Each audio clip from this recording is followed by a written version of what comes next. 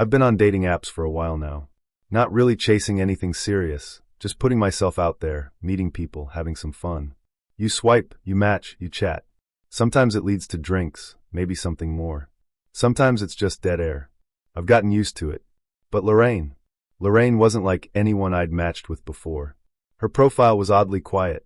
No goofy selfies, no sparkly filters, no adventurous soul looking for my partner in crime cliches. Just 5 photos, each perfectly lit and composed. One of her seated at a piano in a wine-colored dress, another at a formal dinner, surrounded by guests dressed like they belonged to some secret society. There was one where she stood in front of a vast stone mansion at dusk, the sky behind her bruised purple and gold. She had that kind of beauty that didn't scream for attention. It waited to be noticed. Her bio was short. I collect beautiful things. I appreciate detail. Show me who you are. It should have been a red flag. But instead I paused. I told myself I was curious, that I'd never met anyone like her. That was true. But deep down, I think I just wanted to be chosen by someone like Lorraine. Someone who seemed so far out of my league, she didn't even need to play the game. So I swiped right. She matched with me almost immediately. Her first message came about 5 minutes later. You hold your head well. I like that. I laughed out loud. What do you even say to that? We started talking. And by talking, I don't mean flirty banter or memes. Lorraine didn't do small talk. Her messages read like something out of a minimalist poetry book. She asked strange questions. What do you fear most, being seen or being forgotten? Have you ever looked at someone and thought, I want to preserve you? She made me feel like I was auditioning for something. And I liked it. After 3 days of this strange but magnetic texting, she invited me out. She picked the restaurant, a rooftop place I'd only seen in Instagram stories, the kind with an 8-month reservation list and a dress code that required actual tailoring. When I got there, the hostess didn't even ask for my name. She just smiled and said, She's been expecting you. Lorraine was already seated at the far corner of the rooftop, in a booth overlooking the city skyline. She wore a sleek black dress and no jewelry. Her skin looked impossibly smooth in the golden light, and her posture was so straight it almost made me sit taller by reflex. Do you always arrive early? I asked, slipping into the seat across from her. I arrive when I need to, she said, then smiled. And you're on time. That's rare. Dinner with Lorraine was like being interviewed for a position I didn't know I applied for. She didn't ask what I did for work. She asked what I created when I was alone. She asked what parts of myself I hid from others, and whether I preferred chaos or control. I stumbled through my answers, embarrassed by how honest I was being. She, on the other hand, revealed very little. She said she worked in curated acquisitions, which I figured was some kind of high-end art dealing. She mentioned Europe often, Paris in the fall, Berlin in the spring, but with no specifics. Just enough to sound impressive. And it was. She paid the bill before I even saw it, then stood up and said, I'll be in touch. That night, I couldn't stop thinking about her. We didn't talk every day after that, but when she did message, it was never casual. Each text felt like a thread tugging me deeper into something I didn't fully understand. One night, she wrote, Would you like to see where I live? I said yes without thinking. Her house was nestled in a private hilltop neighborhood with long, winding roads and silence thick enough to muffle your thoughts. Her gate slid open as I pulled up, revealing a minimalist mansion, stone, steel, glass. It looked like it had never been touched by weather, dirt, or human error. She opened the front door barefoot, wearing a robe that floated around her like it had been designed for the breeze. Shoes off, please, she said, already walking away. Inside was quieter than outside. The floors were cold marble, the walls decorated with art that made me feel underdressed and undereducated. The air smelled like faint lavender and something older, deeper, like the inside of a forgotten museum. Wine, she asked. Sure, I said. She handed me a glass filled with something dark, rich, and expensive. This is from a vineyard in southern France, she said. It's not about the taste. It's about what lingers. We sat in her living room, 2 low chairs by a fireplace that didn't burn, just glowed. I asked her questions for once, how long she'd lived here, whether she had family in the city. She waved her hand gently. I don't believe in roots. Only curation. People confuse permanence with significance. That was the kind of thing Lorraine said. Strange, philosophical little statements that made me feel like she was either enlightened or deeply lonely. But I didn't leave. Instead, I let her ask me more questions. She watched the way I sipped my wine. She asked to see my hands. She complimented the curve of my neck. It felt less like flirting and more like assessment. Before I left, she said, "Come again soon. You're shaping well." I laughed, but the phrase stuck with me. Over the next couple weeks, she sent me things. A watch that probably cost more than my monthly rent. A book I'd mentioned once in passing. A pair of shoes that somehow fit perfectly. When I texted her, "How did you know my size?" she replied, "I notice things. You'd be surprised what people give away." She invited me back for dinner. Her dining room was candlelit and nearly silent, except for some ambient classical music playing from hidden speakers. The food was delicate, served in portions too small to chew twice. She watched me eat. At some point, she said, "Would you like to see my collection?" I thought she meant art. I nodded. She led me down a long hallway, one I hadn't noticed before. There were at least 10 doors, all identical. She stopped at the third one, pulled a small key from around her neck, and unlocked it. The room beyond looked like a museum exhibit. Spotlit mannequins stood in perfect stillness, each dressed immaculately in men's fashion. Suits, casual wear, even athletic gear. But it wasn't just the clothes, they had faces. Lifelike ones. Glass eyes. Styled hair. Sculpted expressions. Some even had light facial stubble. I moved closer. They weren't mannequins. They were casts. Wax, resin, silicone, something. Hyperrealistic replications of men. And in the center of the room stood one figure, wearing an outfit I recognized. It was mine. My jacket. My sneakers. My bracelet. I took a step back. "I told you," she said behind me. "I collect beautiful things." My skin went cold. "What is this?" "Memory," she said. "Art. Preservation. Don't look so upset, it's an honor. You're almost ready for your final sitting." I couldn't speak. She moved toward me, calm as ever. "I only immortalize those who deserve it. Most men fall apart before they're finished. You haven't." I put the wine glass down. My hand was shaking. I tried to laugh, like maybe this was all some elaborate joke. "You're messing with me, right?" She didn't laugh. I backed into the hallway. "I think I should go."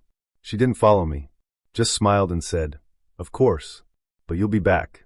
They always come back." I didn't sleep that night. I wanted to believe she was just eccentric. Rich people are weird, right? Maybe it was performance art. Maybe I'd misunderstood. But I couldn't stop thinking about that replica. My clothes. My expression, frozen in wax. I blocked her number. Deleted the app. Changed my locks, even though she'd never been to my place. But for weeks afterward, I'd find small packages on my doorstep. No name. No return address. Inside were things I hadn't seen in days. My missing cufflink. A sock I thought got lost in the wash. A receipt from the restaurant we met at. The last package was a small box. Inside, carefully wrapped in silk, was a sculpture. A miniature version of my head, flawless in detail. My eyes. My jawline. Even the scar above my brow. Beneath it, a note in her handwriting. "I told you. I preserve what matters." I moved out of the city after that. I met Leah at a bookstore, which already sounds like a lie. People don't meet in bookstores anymore, right? But that's how it happened. She was in the philosophy section, flipping through a dog-eared copy of Camus, and I made some dumb comment about existentialism being great foreplay. She actually laughed. We talked for a bit, and it just clicked. She was soft-spoken but sharp. The kind of person who listened with her whole body.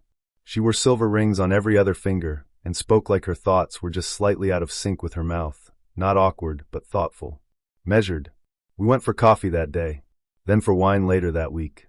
The third time we met, we were at her place, sitting on the floor of her kitchen eating cold pasta straight from the container, and it already felt like we'd known each other for years. I didn't ask a lot of questions early on. There was something about her that felt fragile. Not weak, just contained. Like she only gave you the part of herself that you could handle, and nothing more. But I didn't need all the details. I was comfortable just being near her. She had that effect. Her apartment was small and strange, shelves of antique books, a wall of postcards from places I'd never heard of, and a single photo on her fridge. A blurry picture of a beach at night. No people in it. Just shadows and seafoam. "I took that the last time I saw my brother," she said when I asked. I didn't push. We started spending nights together. Mostly at her place. She told me she had trouble sleeping alone sometimes, that she didn't like silence. So I'd stay over, make us coffee in the mornings, leave little notes if I had to go before she woke up. For the first few weeks, everything felt normal. until the first time she wandered. It was around 3 a.m. I woke up to the sound of the front door creaking open. At first, I thought maybe she was just going outside for a smoke or something. But when I followed her, I found her barefoot on the sidewalk, walking slowly down the block like she was being pulled by something. "Leah?" I called. She didn't respond. I jogged up beside her, touched her arm, and she flinched, eyes wide but unfocused, like she was looking through me. Eventually, I managed to guide her back inside. She didn't say a word, just climbed into bed and fell asleep like nothing had happened. The next morning, she acted like she had no memory of it. "You're kidding," she said, smiling. "I've never sleepwalked before in my life." But it happened again 3 nights later. This time, I found her standing in the kitchen, barefoot on the cold tile, whispering something I couldn't quite make out. It was like she was reciting something. A list. Or a prayer. I recorded a few seconds of it on my phone, thinking I could show her later. But when I played it back, all I heard was static. I showed her the video the next day. She just stared at the screen, then said, "That's not me." I laughed nervously. "It literally is you." "No," she said, quieter. "That doesn't feel like me." That was the moment I realized we weren't talking about sleepwalking. We were talking about something else. Something she didn't want to name. I suggested she see someone. A doctor, maybe. She shook her head. "It'll pass," she said. "It always does." "Always?" I asked. She looked at me, smiled, but her eyes didn't match. "You're sweet," she said, and that was the end of it. I should have left then. Maybe not out of fear, just out of a self-preservation instinct. But I didn't. Instead, I stayed. I told myself I was helping, that she needed me. The wanderings became more frequent, more bizarre. Sometimes I'd find her standing in the bathtub, fully clothed, eyes closed, whispering something under her breath. Other times, she'd open drawers and rearrange their contents in perfect symmetry, then snap out of it like nothing happened. She never remembered any of it. Once, I caught her staring into a mirror in the hallway, swaying side to side like she was listening to music. But the apartment was silent. When I called her name, she turned to me slowly and asked, "Why are you wearing his face?" I didn't know what to say. I think I just backed away, went to the kitchen, waited for her to reset. She always did, like a switch flipping. One night, I woke to find her sitting cross-legged on the floor at the foot of the bed, eyes open, staring straight ahead. In front of her was a circle made of salt, a perfect circle. I didn't ask where she got the salt, or how she made the shape so precise. I just helped her back to bed.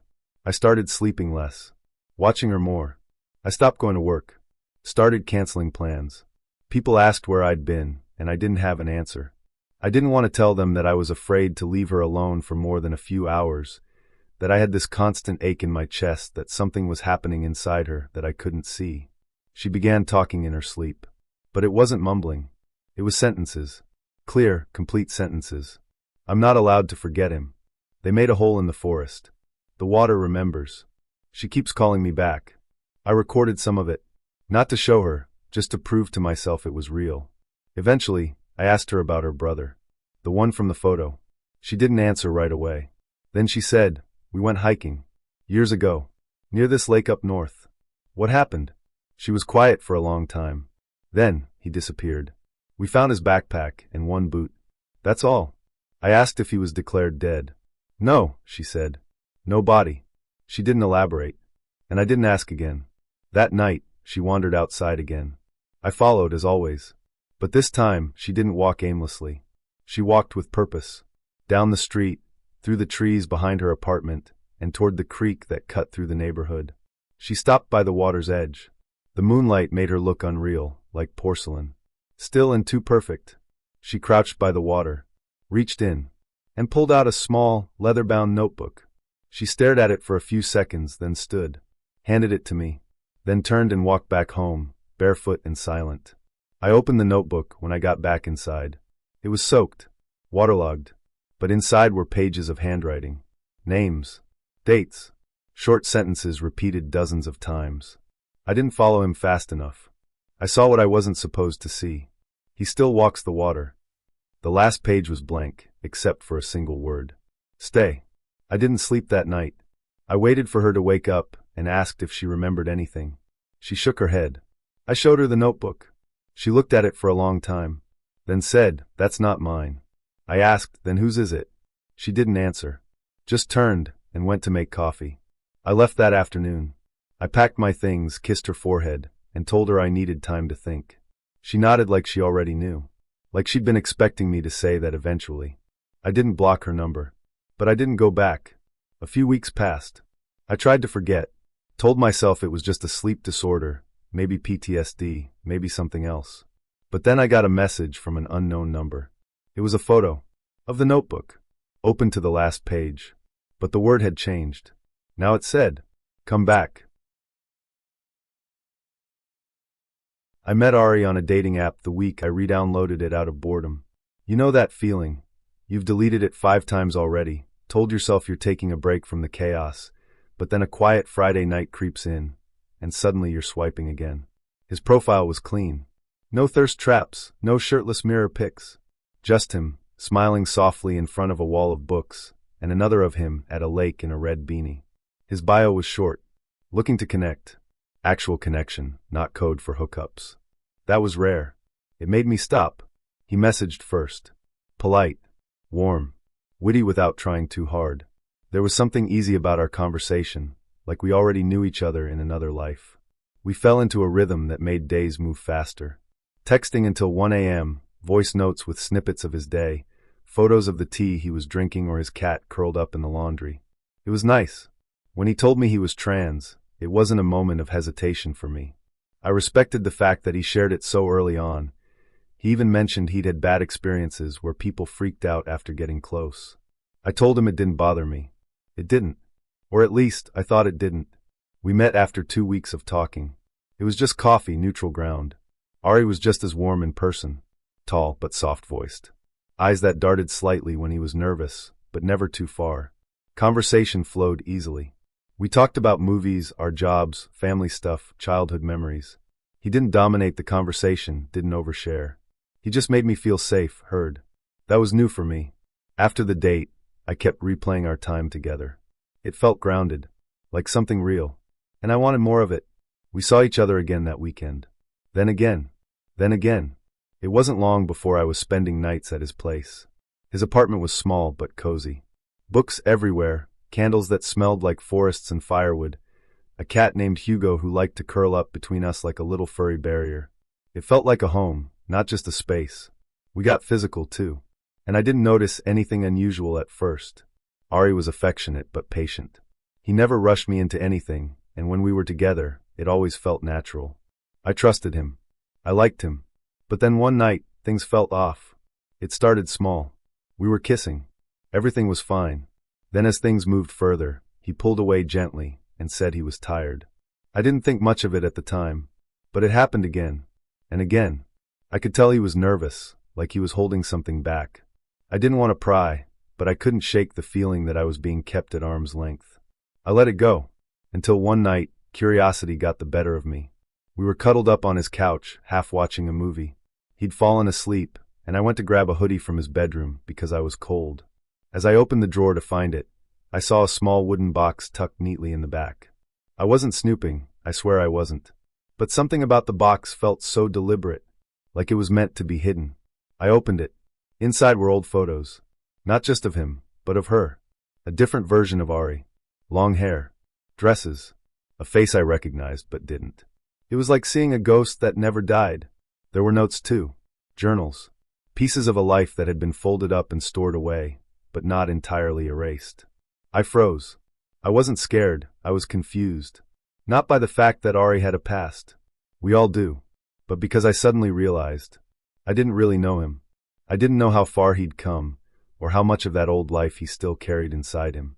I closed the box and put it back. That night, I couldn't sleep. The next morning, I didn't mention it.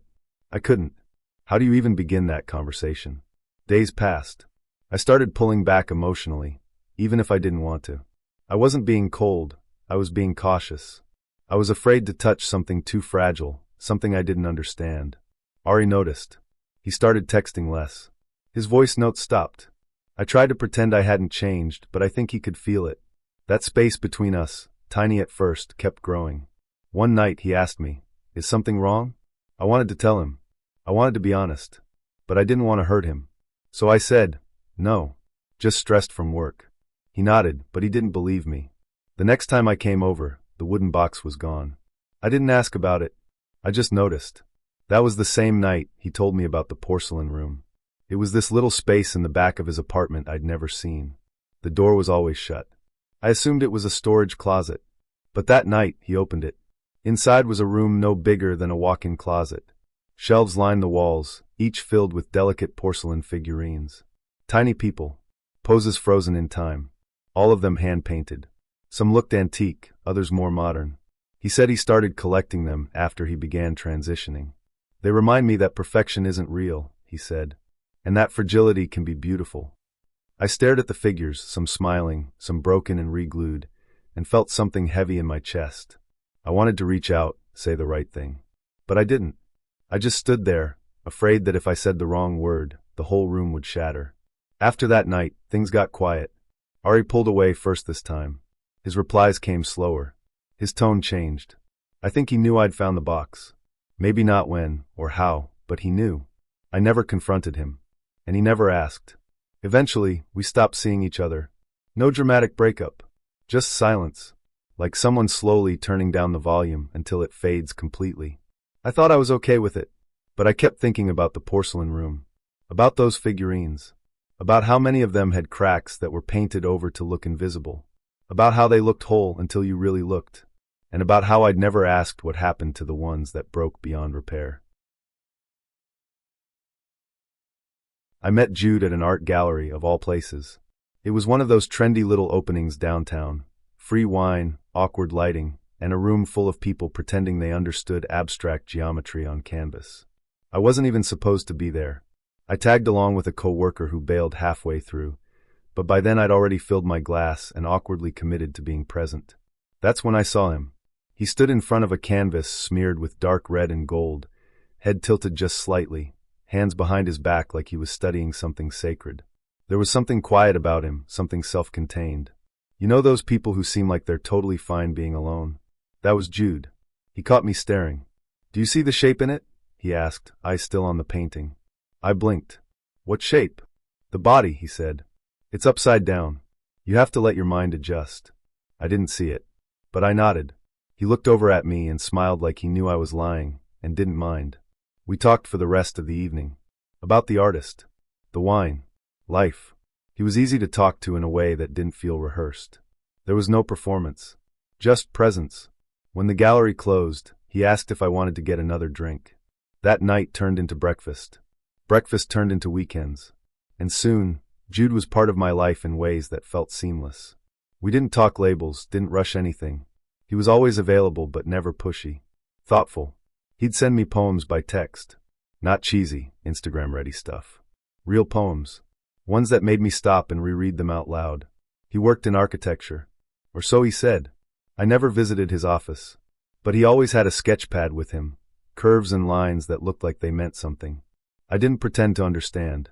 The only odd thing about him was how often he talked about his best friend, Milo. At first, I thought it was cute. Jude would mention him constantly. What Milo had said about a movie. How Milo hated pumpkin spice anything. How Milo once built a bench out of discarded window frames and called it a metaphor. They'd been friends since college. Never anything weird. Jude swore they were like brothers. He even said, "You should meet him sometime," though he never actually made that happen. Weeks turned into months. I was spending more and more time at Jude's place.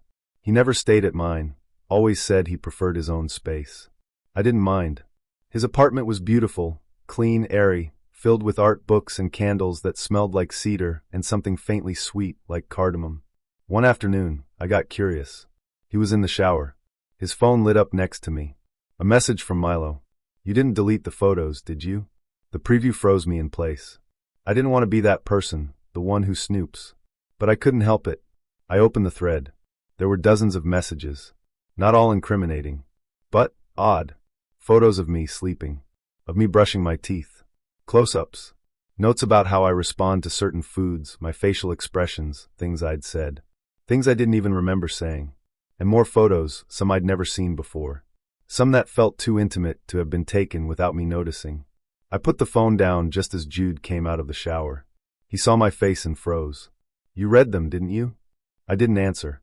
He sat down slowly, wrapped in a towel, water still dripping from his hair. I can explain, he said. I waited.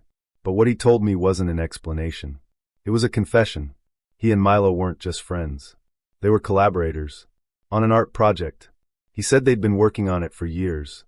Something about the intimacy of modern love. About voyeurism. Trust. Observation. They'd both agreed to document their own relationships from the inside. I chose you, Jude said. Because you were real. You weren't performing. You let your guard down. I asked him if he ever cared about me. He said yes. But that made it worse. I left that night. Furious. Confused. Violated. But I didn't block him. I don't know why. For weeks, he sent messages. At first, apologetic. Then desperate. Then cold. Finally, he said, "If you want to understand it, come to the opening." I didn't plan to. But curiosity has claws. So I went. The gallery was downtown. Small, white walls, soft lighting. Minimalist. There were no signs. Just a looping video playing on a screen in the center of the room. It was me. Clips stitched together. Me laughing. Sleeping. Sitting alone, staring out a window. Crying. Dozens of moments, some I remembered, others I didn't. Around the room were fragments of conversations, printed on frosted glass.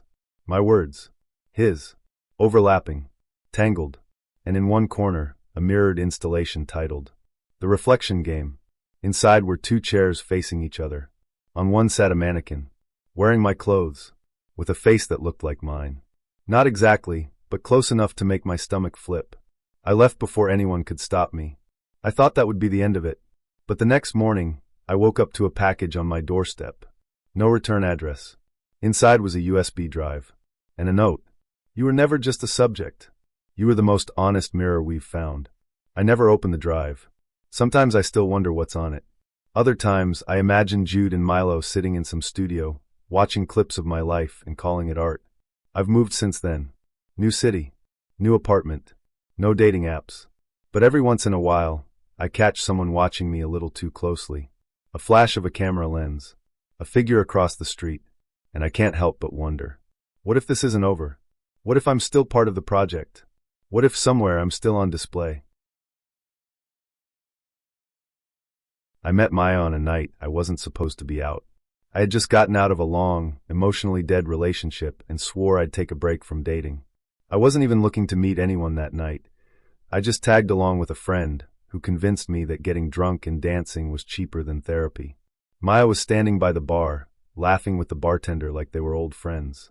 She had this kind of wild beauty, black lipstick, too many rings, leather jacket with one sleeve rolled up. The kind of person you notice even when you're not looking. She caught me watching her, raised her glass like a dare. We talked. She told me I looked quiet in a suspicious way, which I still don't know how to take. But I laughed. That's the thing about Maya. She had this way of making everything feel like the beginning of a story. Like anything could happen, and you'd probably survive it. We danced. She pulled me close without asking. And when the lights came on, she asked me if I wanted to go somewhere less fluorescent. That was the start. Our first few weeks were a blur, in the best and worst way. She was intoxicating, both in personality and in the way she lived. Every day was a spontaneous road trip, a pop-up dinner party, a dive bar at midnight just because the moon looked too smug. She'd show up at my apartment with a six-pack and a head full of chaotic ideas. I told myself I liked the spontaneity, that I needed someone like her to drag me out of my shell. But the truth is, from the very beginning, I was trying to keep up. She drank. A lot. Not in a sloppy, falling over kind of way. In a controlled burn kind of way. She knew her limits and ignored them on purpose. I started drinking more too. Not because I wanted to, but because it was easier than saying no. Maya made everything feel like a challenge. A little competition, even in things that didn't need winners or losers. The night everything changed started like every other good bad night, with shots and music. She'd gotten us into this exclusive party at a rooftop club in the city. One of those places with $30 cocktails and neon glowing walls and DJs who wear sunglasses at midnight.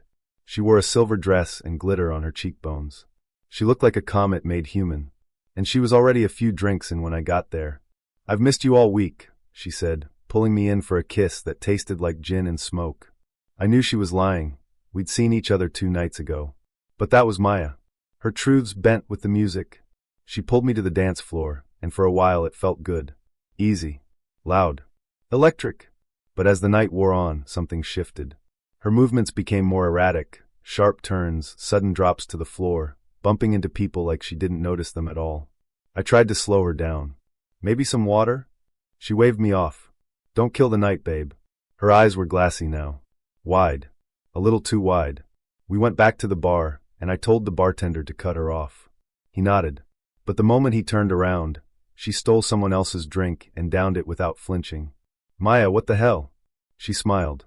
Adapt or die, sweetheart. I laughed, but it felt hollow. It wasn't until we were outside, waiting for the rideshare she refused to call, that things really fell apart. She was pacing, talking about how the night wasn't finished yet, and how we should hit another bar, find something grittier. I tried to take her hand, and she snapped. She jerked away, eyes suddenly sharp. Don't handle me, she hissed. I stood there, stunned. I'm just trying to help. I don't need help, she said, voice rising. I need freedom. You don't get to cage me with your concern. I didn't respond. She stared at me for a long moment, then laughed. God, you're just like them. Like who? She didn't answer.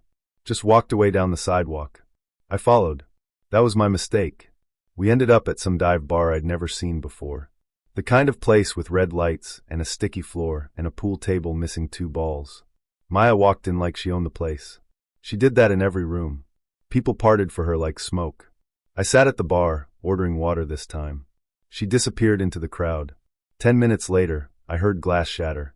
I ran to the sound. She was on the floor. Someone was yelling.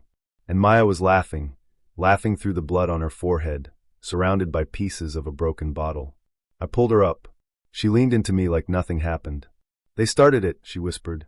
Later, I found out she knocked over someone's drink, got in their face, and when they tried to push her away, she swung at them with a glass. We got into the Uber in silence. Halfway home, she grabbed my hand. I'm sorry, she said, suddenly small. I just don't know how to stop sometimes. I nodded, not sure what to say. Then she asked, You'll stay, right? I didn't answer. But I stayed. For a while. Things calmed down for about a week. She promised to slow down. To be better. Said she just had a rough patch. That she was working on it. But it never really stopped. Every calm moment was just the inhale before the next outburst. Then came the night she showed up at my place, drunk and crying. She told me she loved me. Said I made her feel seen. Then she passed out on my couch and slept for 13 hours. When she woke up, she had no memory of the night before. Not even the part where she said my name like it was a lifeline. The last night I saw her, we went out for just 1 drink. It turned into 4. Then 6. I told her I needed to go home. She followed me. At my apartment, she started dancing in the living room, spilling beer on the floor, laughing. And then she fell. Hard. Hit her head on the corner of the table. Blood. Screaming. I called 911. She wouldn't let the paramedics touch her. Started kicking. Yelling that I made her like this. That I wanted her broken. She was taken to the ER. They let her go 3 hours later. No concussion. Just a bad cut. She never called me again. And I didn't reach out. But 2 weeks later, I found a letter taped to my door. Handwritten.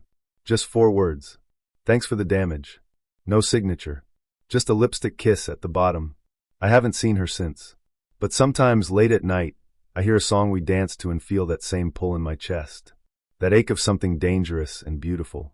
Like a spark you know better than to touch again.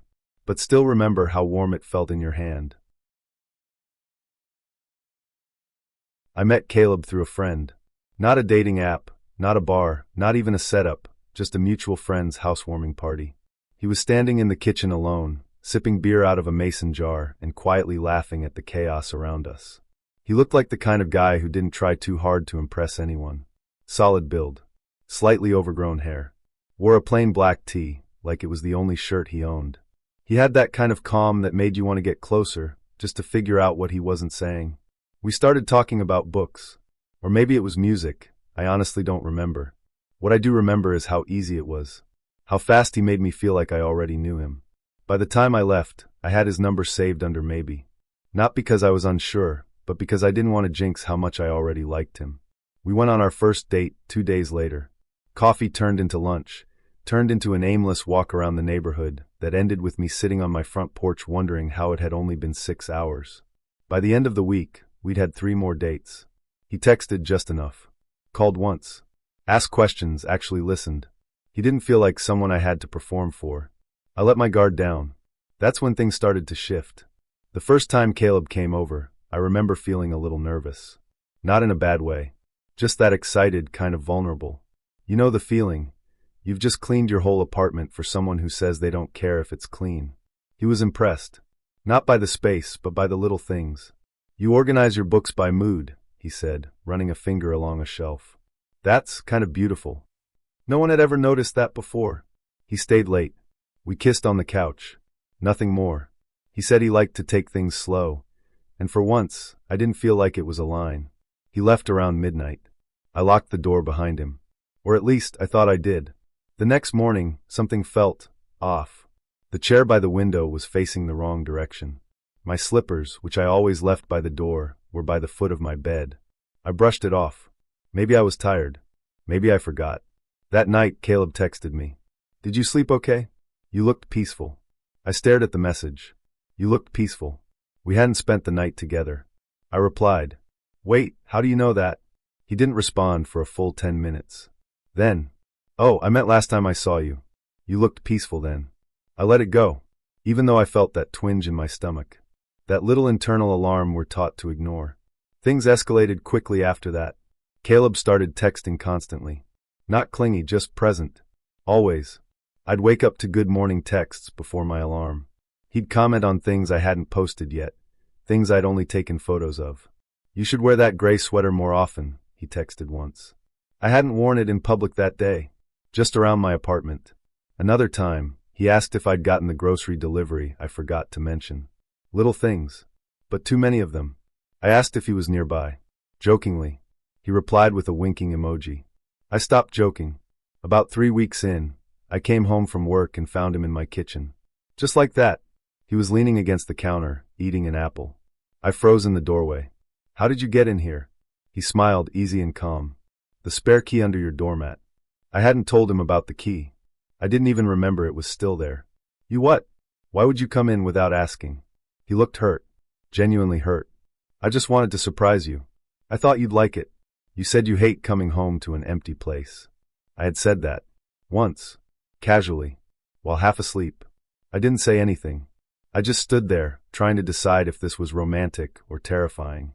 He stepped closer. I cleaned the kitchen a little. "Hope that's okay." It was cleaner. The sink was empty. My dish towel folded. My fridge reorganized.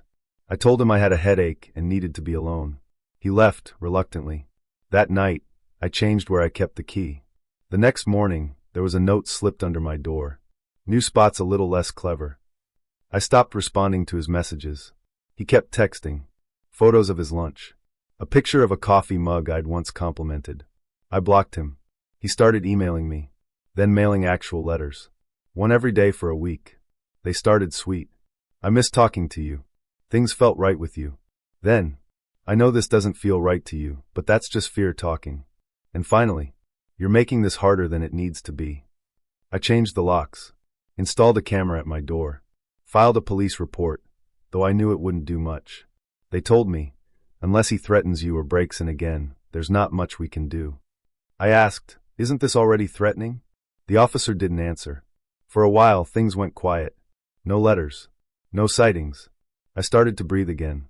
Slept more than a few hours. Even considered reactivating my social media. Then one night, I woke up to the sound of my balcony door unlocking. It was subtle. A click. A shift in the air. I live on the second floor. I held my breath. No footsteps. No movement. Just the quiet creak of the balcony door swinging inward. And then the smell. His cologne. Subtle. That faint, woody scent I used to like. Now it clung to the air like a warning. I grabbed my phone. Called 911. But by the time they arrived, there was no one there. No signs of forced entry. No fingerprints. Just a note on my kitchen table. "I don't need keys to know you." I moved 2 weeks later. New apartment. New number.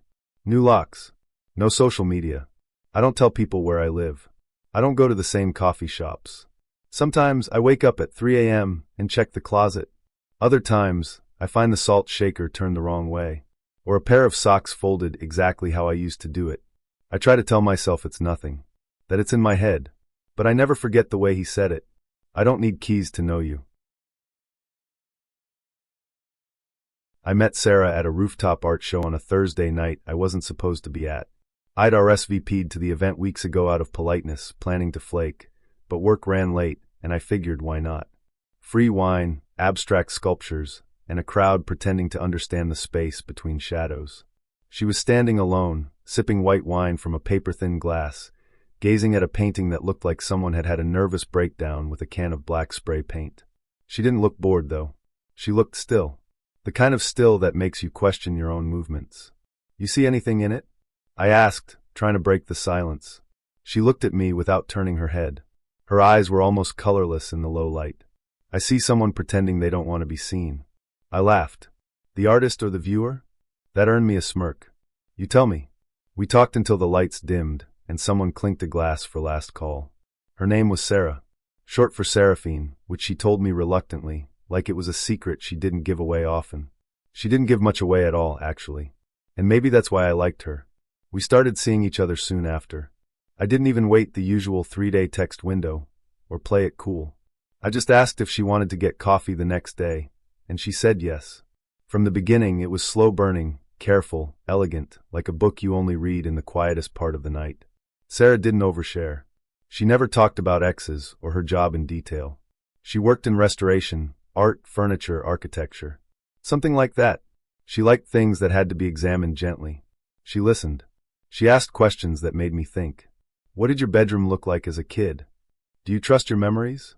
And when I asked her things in return, she answered just enough to make you believe you knew her, until you realized she hadn't really told you anything at all. She had a 1-bedroom apartment on the edge of the city. Sparse but beautiful. Dark wood floors, pale curtains, a dozen houseplants, all perfectly thriving in filtered sunlight. She lit candles with long matches and played ambient jazz on actual vinyl. It all felt very curated, but never fake. We started sleeping over at her place after 2 weeks. She never once stayed at mine. The first time I noticed something strange was a month in. We were sitting on her couch, sharing a glass of wine, when I glanced down the hallway and saw a door I hadn't noticed before. Not the bathroom. Not her bedroom. Another door, painted the same pale ivory as the walls, almost designed to disappear. What's in there? I asked casually. She didn't even look. My studio. Oh, what do you paint? Memories, she said. Then changed the subject. After that, I started noticing how she always kept that door locked. Always. I joked about it once, calling it her secret dungeon. She smiled tightly. Not everyone wants to be seen all the way through. A few weeks later, I started staying over while she was at work. She'd leave keys on the hook, tell me to make myself at home. I never went near the locked room. Not until the day it wasn't locked. She'd left early, rushing out for a last-minute restoration job. I stayed behind to finish a deadline on my laptop.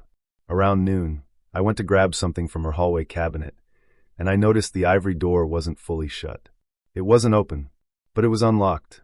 I stood there for a long time, hand on the knob. Then I pushed. The room was cold. Not from lack of heat, something else. The kind of cold that sits under your skin. The blinds were drawn, but a single beam of light cut through the dark and landed on an easel in the center of the room. On it was a painting. Of me. Not photorealistic, but close. Stylized. Off. The features were slightly distorted. My nose a little too narrow. My mouth twisted upward in a way that felt mocking. The eyes were blacked out completely. Underneath, written in delicate script. Version 4, ideal until cracked. I didn't move. My lungs forgot what to do. There were more canvases leaning against the walls. Each painted with a different man. Different faces. Different titles. Version I too loud. Version 2 grew teeth. Version 3 didn't fit. Each one had red notations around the margins. Traits. Judgments. Laughs like he's hiding. Too agreeable. Wants to be devoured, not understood. I turned slowly and saw a journal on the nearby shelf. Open to a page. My name at the top. Beneath it. Malleable. Patient. Wants answers but afraid to ask. May last longer than the others. I backed out of the room. Closed the door gently. Didn't lock it. When Sarah got home that night, I was already packed.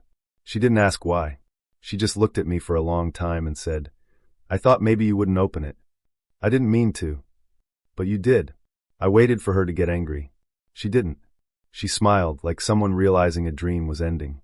It's always the quiet ones who look the deepest, she said. Then turned away. I left without another word.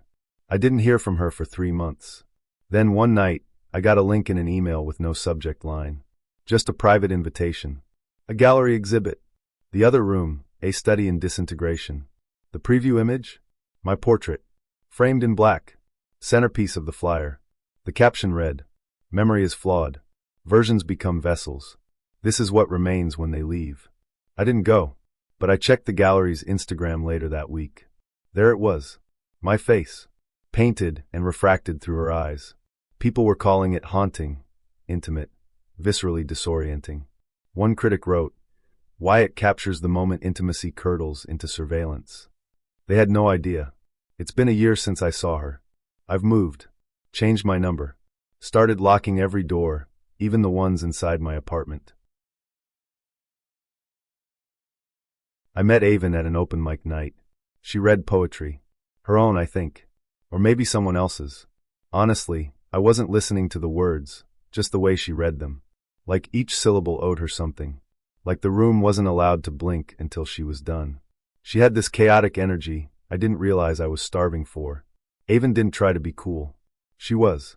The chipped nail polish, the messy eyeliner, the way she smoked like it was part of her breathing. It was all just orbiting around her, and somehow I got pulled in. After her set, I bought her a drink. She took it, clinked her glass against mine, and said, "Don't fall in love with me. I'm exhausting." I should have listened. Our first few weeks together were electric. Late nights that bled into early mornings. Window-shaking laughter. Music played too loud. She never sat still. Her idea of a date was sneaking into hotel rooftop pools or playing What's Their Story about strangers on trains. Being around her made the world feel bigger and a little unstable. She liked bars. The seedier the better. Divey places with too loud music, sticky floors, and bartenders who knew her name. She drank. Not socially. Not to unwind. But like she was chasing something that kept getting just out of reach. Still, she was fun. And when you're having fun, it's easy to look past the red flags waving like parade banners in a hurricane. One Friday night, she invited me to this club downtown called Glasswork. "I used to live in this place," she said. "I'm kind of a legend." I laughed. "You're full of it." She winked. "Come find out." We got there around 10:30. The music hit like a heartbeat through the pavement. Purple lights pulsed inside. It was one of those places where time doesn't work right. You walk in and lose 2 hours without noticing. Avon was immediately in her element. She ordered us tequila. Then more. Then something blue that burned my throat. We danced. We laughed. We screamed lyrics neither of us knew. Then something started to shift. She stopped dancing with me and started dancing at people. Guys. Girls. Anyone nearby. It wasn't flirtation, it was provocation. She climbed onto the edge of the DJ booth at one point and howled. I tried to pull her down. She shoved me away. "Don't babysit me," she snapped. "I'm not your ****ing project." Then she kissed me so hard I tasted blood. That should have been my cue to leave. But I didn't. We were at the bar when it happened. She was spinning, laughing, sloshing her drink across the counter like it was part of some dance. I turned to grab napkins, and in that second, I heard a glass shatter. Not the accidental kind, the violent kind. I looked up. She was holding the neck of a broken bottle. A man nearby was bleeding from the arm, eyes wide in disbelief. It all happened so fast, security yelling, people backing up, hands grabbing her. She screamed something incoherent as they dragged her outside. I followed. The bouncer wouldn't let her back in. He said they'd call the cops if we didn't leave. She laughed in his face. We walked home in silence. Her knuckles were bleeding. She hadn't noticed. When we got to my place, she walked straight into the bathroom and threw up. I brought her water. She stared at it like it offended her. "Do you think I'm crazy?" she asked, voice hoarse. I didn't answer.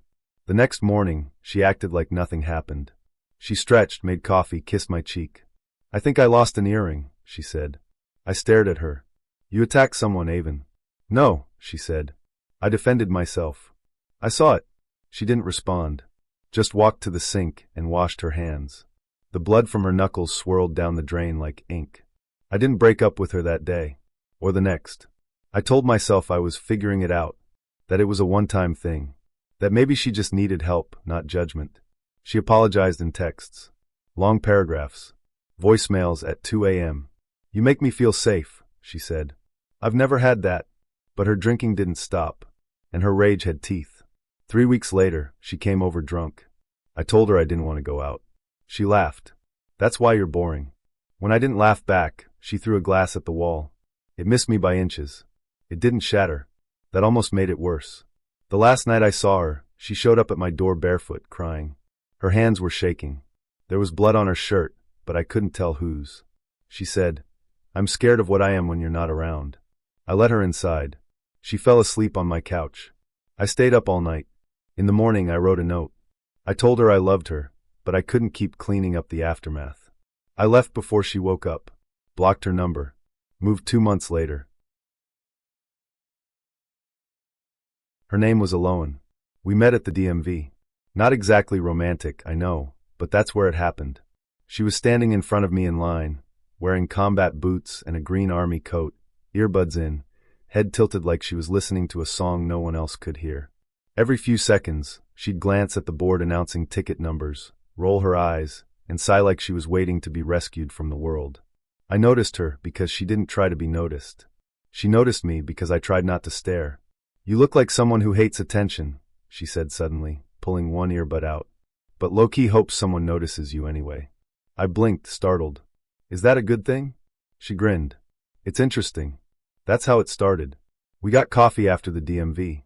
She said her name was Aloan, like Willow but weirder. I asked what she did for work and she said, "Right now I'm healing." No explanation. Then she asked me if I ever thought my dreams were just other versions of my life watching me sleep. I didn't know how to answer. So I laughed. She smiled and said, "I like people who laugh when they're uncomfortable. It means they're still alive." And just like that, I was in. Aloan had this gravity to her. She was intense but not dramatic. Her eyes lingered just a second too long, and her voice always stayed calm, even when she said things that made me uncomfortable. We started dating immediately. No awkward texting period, no games. We spent 5 nights together in the first week. Her apartment was small, filled with incense smoke, vintage mirrors, stacks of notebooks, and half-burned candles. There was always music playing, slow, strange melodies that didn't have words. She never rushed anything, but she didn't wait, either. Time bent around her. She studied people the way a painter studies light. The first night I stayed over, she asked me questions until 3 a.m., weird, deep ones, not first date fluff. "What's something you were never allowed to say out loud growing up? What do you think your face hides from the world? Do you feel more like your father or your mother when you're lying?" I answered, "Honestly, I don't know why." She made silence feel unsafe. By the 3rd week, she'd left a toothbrush at my place. By the 5th, she had a drawer. It was around the 6th week that things started to shift. It was slow, almost unnoticeable. She'd ask about my friends, especially the women. Not in a jealous way at first. Just curiosity. "Who's Nova? She likes a lot of your posts. You text Quinn a lot. Was there ever something between you two?" I always answered, and I never thought twice about it. But the questions didn't stop. They just got more specific. "Do you find her attractive? Would you sleep with her if I didn't exist?" She said it with a smile, a gentle tone, but there was always a flicker in her eyes, like something was watching from just behind them. Then she started watching me. Not in a sweet, "you're so cute" way. In a clinical way. Like she was keeping track. Taking notes. I once caught her staring at me while I got dressed. When I asked why, she just said, "I'm memorizing how you look when you think no one's watching." The tipping point came the night she met my mom. It was just dinner. My mom made pasta, told a few embarrassing stories about my high school days, and Aloan laughed in all the right places. She was polite, engaged, even complimented the curtains, which no one had done in 20 years. But the moment we got back to my apartment, her face changed. She sat on the edge of the bed, fingers laced together, staring at the floor. Then she said it. "You're sleeping with your mom." I thought I misheard her, or that it was a joke. Some twisted attempt at sarcasm. I laughed. She didn't. She looked up at me, deadly serious. "I saw the way you looked at her. And the way she looked at you. There's something there. I felt it." "Aloan," I said slowly, "that's my mother." "Don't gaslight me," she snapped, suddenly sharp. "I know what I saw." I stood there in silence, too stunned to speak. She got up, walked past me, and went into the bathroom. 10 minutes later, she came out like nothing happened. Kissed my cheek, curled into me in bed and whispered, "You make me feel safe."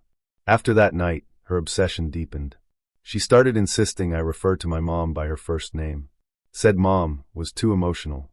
She went through my phone when I was in the shower. If I laughed at a female coworker's joke, she'd ask, "Do you wish it was her instead?" I kept telling myself it was just trauma, that she'd had a rough past, and this was how it showed up. That if I stayed long enough, loved her enough, she'd heal. But the worse she got, the more I started to question myself. Was I doing something wrong? Had I led her to believe something? Was I somehow giving her a reason to doubt me? This is what people don't tell you about dating someone delusional. It bleeds into you. You start questioning your own reality. You start adjusting your behavior just to keep the peace. You start becoming less you, so they can stop accusing the version of you they've invented. Then came the night she showed up at my mom's house. Uninvited. My mom called me after. "Is she okay?" she asked, voice shaky. She asked if I ever did anything inappropriate with you when you were a teenager. I sat down. Cold ran through my arms like water. She what? She said it's okay if I lie. That she already knew. That she sees it in the way you talk about me. I drove to Alohan's place that night. I didn't knock. I didn't text. I just walked in and said, "We're done." She didn't cry. She didn't scream. She just looked at me and said, "They always run when they're close to being seen." Then she shut the door. For a few weeks, there was silence. No texts. No late-night calls. No cryptic messages. I started to breathe again. But I didn't block her. I don't know why. I just didn't. Then one night, I woke up to a sound. Not loud. A whisper. When I opened my eyes, she was sitting at the foot of my bed. Just sitting. Watching. How did you get in?" I stammered, trying not to panic. She tilted her head. "The window was unlocked." "That's not like you." I moved slowly, hands sliding under the pillow where I kept my phone. "You don't need to call anyone," she said. "I'm not here to hurt you." "Then why are you here?" She stood up, stepped closer. "To give you the truth. The real truth." "Alohan, you're not real," she whispered. "Not you. You're just the version I wanted you to be. But I see the cracks now. I see the pieces that belong to other people." I didn't say anything. She stepped even closer. "You still see me in mirrors, don't you?" "What?" "When you look too long." "I know. I feel it." She leaned forward and kissed my forehead. "You'll never be truly alone again." Then she turned, walked out the front door, and vanished into the night. That was 8 months ago. I changed the locks, got a new number, moved to a different apartment across the city. I haven't seen her since. But sometimes late at night, I wake up to nothing. Nothing, except the feeling that someone is still watching me from the mirror. I met Cashin on a Thursday. Not a special Thursday. Just one of those post-work, half-scrolling, half-hoping kind of nights. The apps were the usual carousel of sameness, over-filtered smiles, cryptic bios, photos that looked like they were trying too hard or not enough. But Cashin's profile was quiet. A black and white photo of him on a ferry. Wind in his hair, eyes half closed like the light was too bright. No gym selfies. No dog pics. His bio just said, "Looking for something real before I forget what that means." I messaged him first. He responded 5 minutes later with, "It's strange that being honest feels like a risk, isn't it?" We met 2 days later at a bookstore cafe. He wore all black jeans, turtleneck, even his boots. He smelled like cedar and a hint of clove, and he looked at me like I was something he wasn't sure he deserved to touch. The conversation flowed effortlessly. He was funny but not performative. Smart but unassuming. He said he worked in design, didn't talk much about it. Asked me more questions than he answered himself. I liked that. He was a little guarded, but in a way that felt safe. The first month was near perfect. Dinners, long walks, slow kisses in the dark corners of my apartment. He was affectionate but never pushy. He never rushed intimacy. When we did get physical, it was soft, intentional. Like he was memorizing how it felt rather than chasing release. He didn't talk about his past. When I asked if he'd been in love before, he said, "Not the kind that lasts. But maybe that's the only kind that's real." I remember thinking that was beautiful. Now it just feels like a warning I missed. I started noticing things in the second month. Nothing obvious. Just little slips.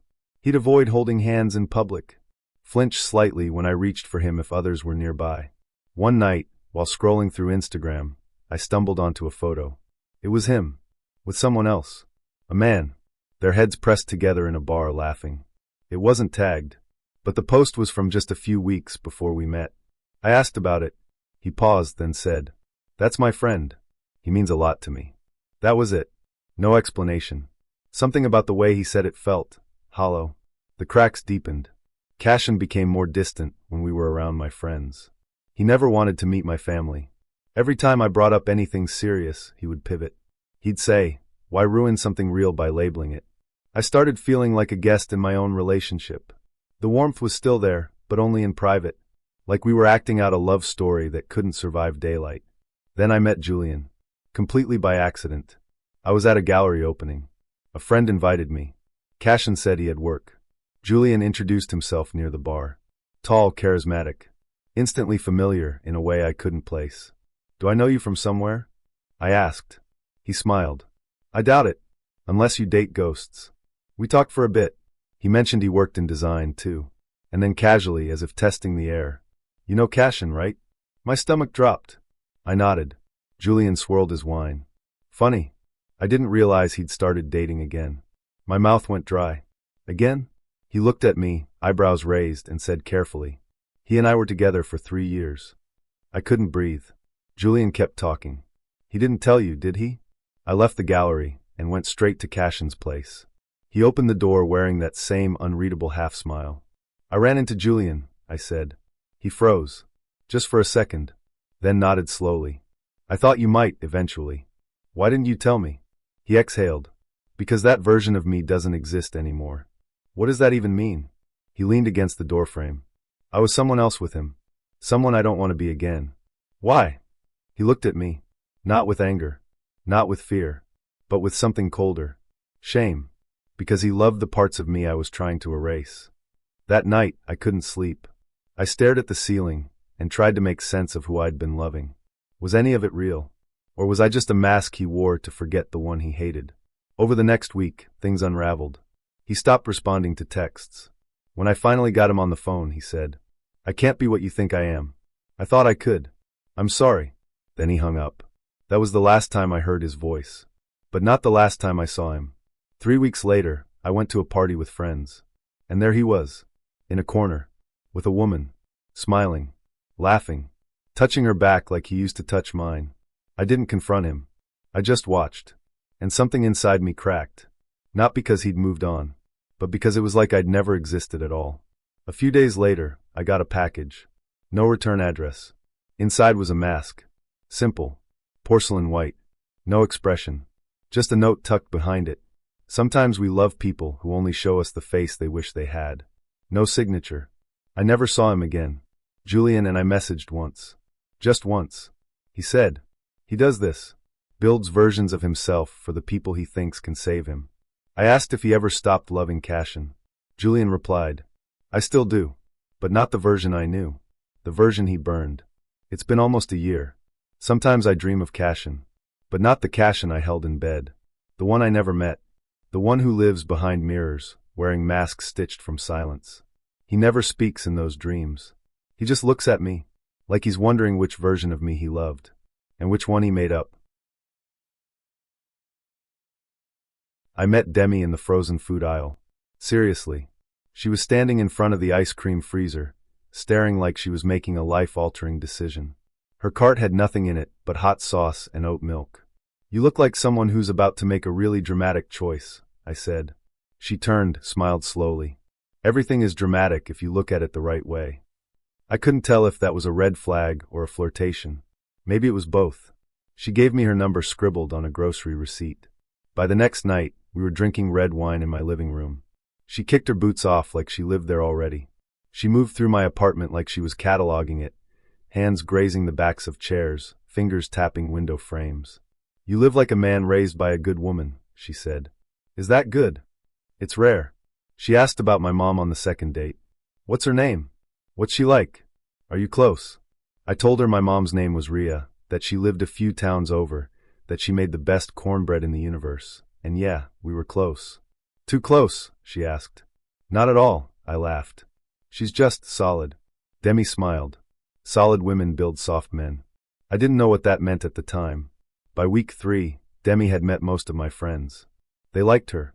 Said she was quirky, sharp, funny in a way that sometimes made you feel like she was laughing at you from the inside out. Then she asked to meet my mom. No hesitation. Just, I'd like to meet the woman who made you. I told her we could plan something soon. Maybe dinner. She looked at me a little too long, then said softly, I want her to like me. When she finally met my mom, it was supposed to be casual, just dinner at Ria's place. I expected some small talk, maybe a little awkwardness. I didn't expect the transformation. Demi showed up wearing a pale floral dress I'd never seen. Her eyeliner was gone, replaced with soft makeup and a meek smile I didn't recognize. She brought my mom flowers, called her Mrs. Ria. And the moment my mom complimented her dress, Demi blushed like a child. The night went smoothly, maybe too smoothly. They got along weirdly well. Shared a glass of wine. Talked about baking. But what stuck with me was this moment in the kitchen. I walked in to grab water and found Demi watching my mom chop garlic, eyes wide, mouth slightly open. Like she was watching something sacred.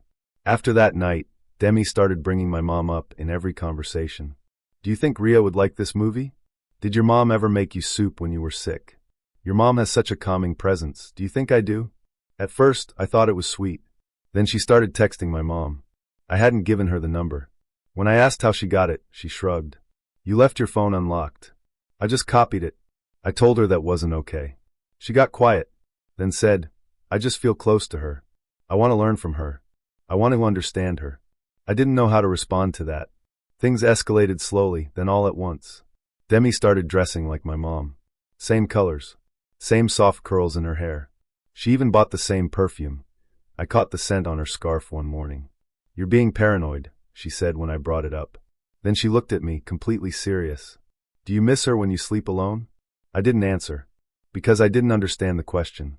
One night, I came home from work to find Demi in my kitchen, wearing my mom's apron, making cornbread. The smell hit me like a fist. How do you know her recipe? She showed me, Demi said. We've been texting. I walked over, looked in the pan. She smiled. It's not perfect yet, but I'll get there. I called my mom that night.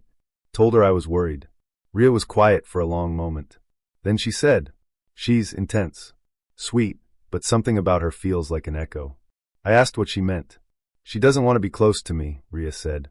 She wants to be me. I tried to break things off the next day. Demi cried. Not like a girlfriend, like a child being abandoned. You're choosing her over me, she said. And I get it. She's the original. I'm just the copy. That's not. Do you still wish you could crawl into her lap and disappear? That was the last thing she said before walking out. I blocked her number. Deleted the photos. Tried to forget. But it didn't end there. A week later, I visited my mom. She was shaken. She came here. What? She knocked on the door wearing that apron. Said she needed to talk. Said you belonged to her now. What did you do? I closed the door, Ria whispered. But I could hear her breathing outside for 10 minutes before she left. That night, I found a note taped to my apartment door. She fed you.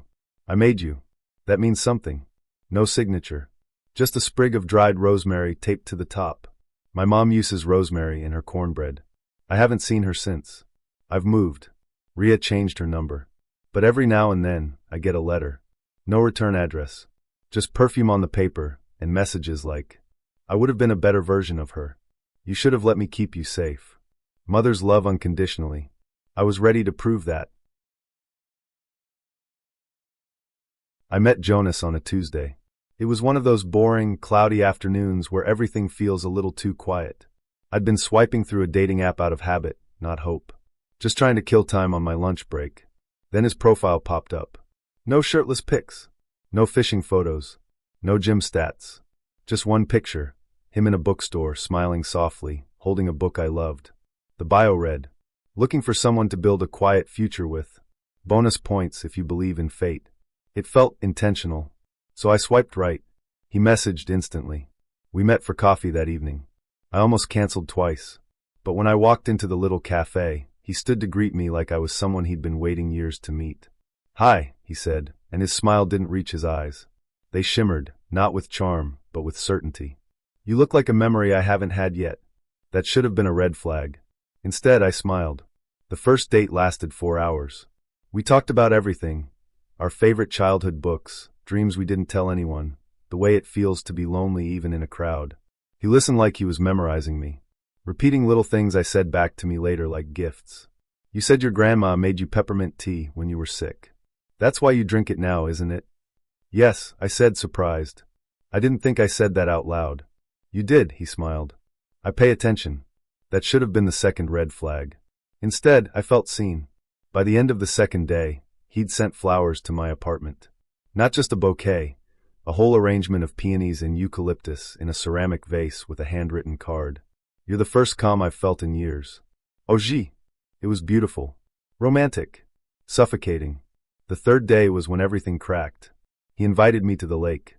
Said he wanted to show me the place he used to go to as a kid. It was secluded, surrounded by tall reeds and crooked trees.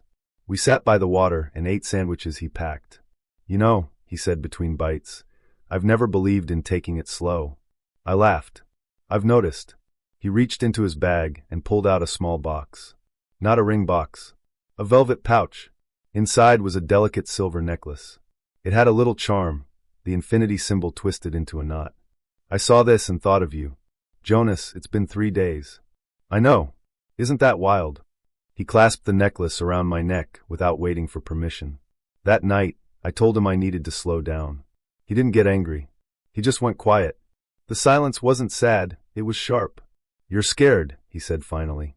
That's okay. You've been let down before. I'm not like them. I just don't know you yet. You will. And when you do, you'll realize we're the same. The next day, I didn't hear from him. It was a relief, until around 6 p.m., when I got a message from a friend. Are you at the park? What's going on? I had no idea what she meant. Then my phone buzzed again. Another message. A picture. Jonas. Standing in the middle of the local public garden. Holding a bouquet. In front of a crowd. Next text. Girl, is he proposing to you right now? I got there in 10 minutes, heart pounding. The park was buzzing. Dozens of strangers. Some filming. Some confused. And there was Jonas, standing beneath a white arch someone had clearly helped him set up. Rose petals on the grass. A Bluetooth speaker playing a violin cover of Can't Help Falling in Love. He spotted me. Smiled. Then dropped to one knee. 3 days, he said loudly. 3 days was all it took for me to know. You're it. You're my peace. My home. My future. He opened a box. A ring. A real one. The crowd gasped. My hands were shaking. I didn't say yes. I didn't say anything. I turned and walked away. He didn't follow. That night, he sent me a message. I forgive you. Fear makes people run. But we both know what this is. I blocked him. 2 days later, my apartment door had a note taped to it. 3 days was enough for me. It will be enough for you too. No signature. Just that same infinity charm, now broken in half, taped beside it. I moved a week later. Got a new phone number. Deleted the app. But sometimes I still see him. At the grocery store. Outside my gym. Never close. Just there. Watching. Waiting. And once, I found a rose under my windshield wiper. Tied with a ribbon. No note. Just a tag that said, "For would have been too late." I never thought something as simple as voicemails could unravel my entire life. I've always been the type to dismiss romantic gestures as cheesy or superficial. Cute but unnecessary. That changed the day Lorelei walked into my classroom at Sunset Middle School in Portland, Oregon. It had been a rainy Tuesday afternoon, typical Portland gloom, and I was packing away sheet music after my last music class. The squeak of damp sneakers on the polished gym floor told me someone was there before I saw her. Lorelei stood quietly near the door, clutching a pile of books, a bashful smile on her face. She was the new librarian at Sunset Middle. Quiet, quirky, and the exact opposite of my usual type. I wasn't looking for anything serious, but something about her drew me in. Lorelei was different.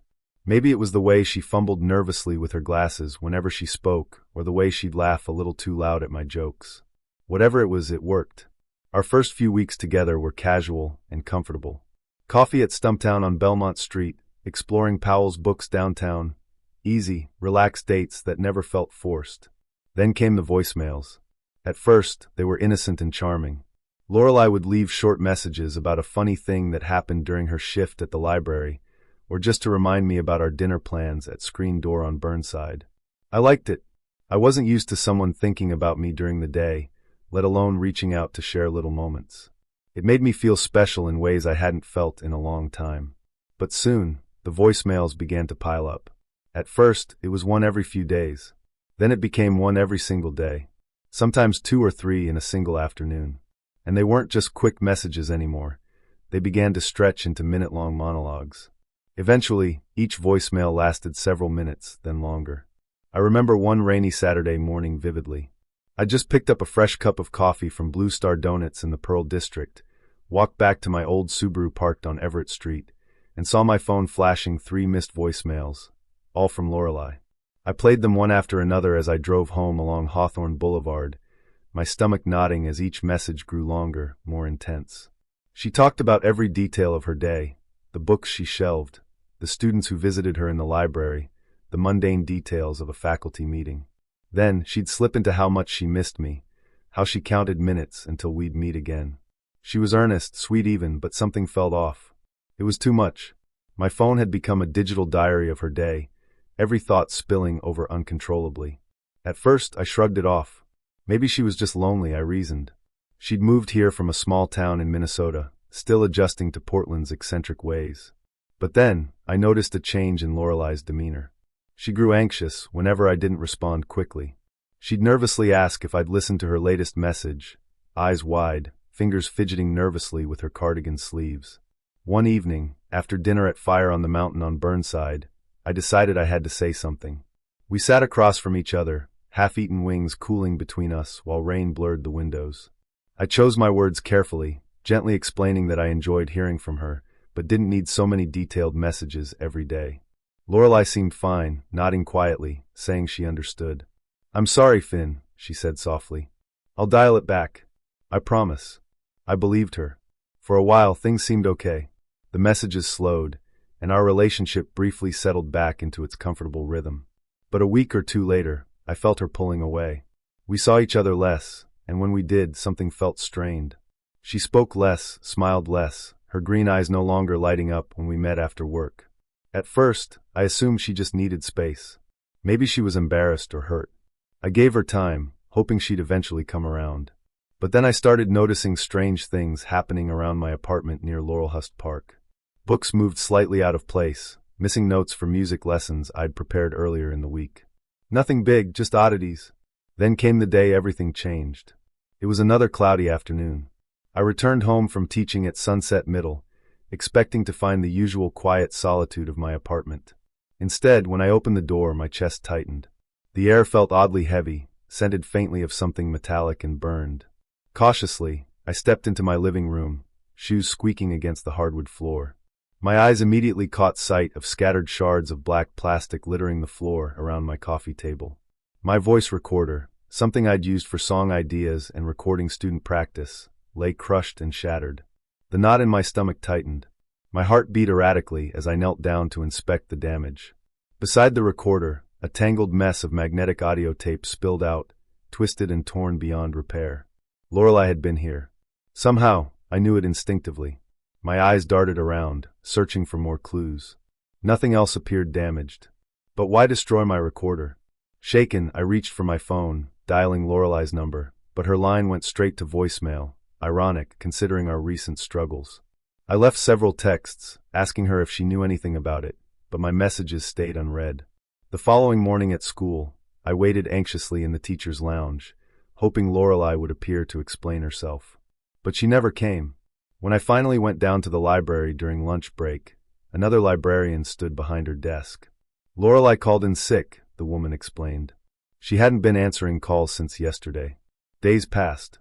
Lorelei didn't return to school, didn't respond to any of my messages. I drove by her apartment near Mississippi Avenue several times, knocking on her door. No answer.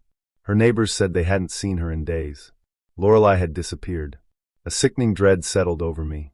I couldn't sleep, haunted by the image of my shattered recorder and the spilled tape. The apartment no longer felt safe, and each passing day without explanation increased my unease. Weeks turned into months, and slowly, life at Sunset Middle settled back into its routine. The faculty assumed Lorelei had simply decided to leave abruptly, though no one knew why. But I couldn't move on. The unanswered questions lingered, consuming me.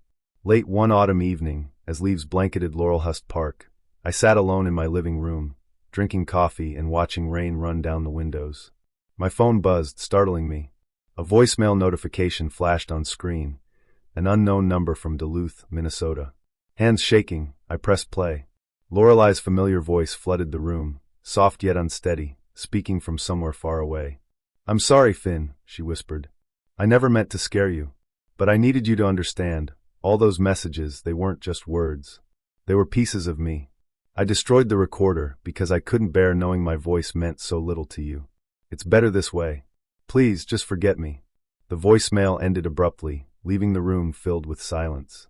My heart raced, pounding painfully in my chest. It had always been more than just messages. Those were pieces of Lorelei, fragments she'd trusted me with. Yet, in trying to preserve myself, I'd unknowingly broken her trust. It's funny how life always has a way of reminding you how little you really know about someone, especially someone you think you understand completely. That's exactly what happened when I met Lucy. At first, everything felt simple. It felt real. I had no idea I was just another strand in her carefully woven web. I'd moved to Seattle 3 years earlier, taking a cozy little loft on Capitol Hill. Life as a freelance photographer meant freedom. Coffee at Victrola, late-night ramen at Oink, wandering the streets capturing rain-streaked scenes that I later sold to travel magazines. My life was predictable in the best way, quietly adventurous and uncomplicated. That changed the day I walked into Elliott Bay Book Company on 10th Avenue, intending to pick up a new photography anthology. That's when I saw Lucy for the first time. She stood by the travel section, flipping through a guidebook on Iceland, her dark hair spilling carelessly over her shoulders, one eyebrow raised skeptically. Something about her presence was captivating, confident yet approachable. I remember walking over, casually suggesting the Reykjavik guide next to it. She glanced up at me, smiling playfully, and my carefully balanced life tilted.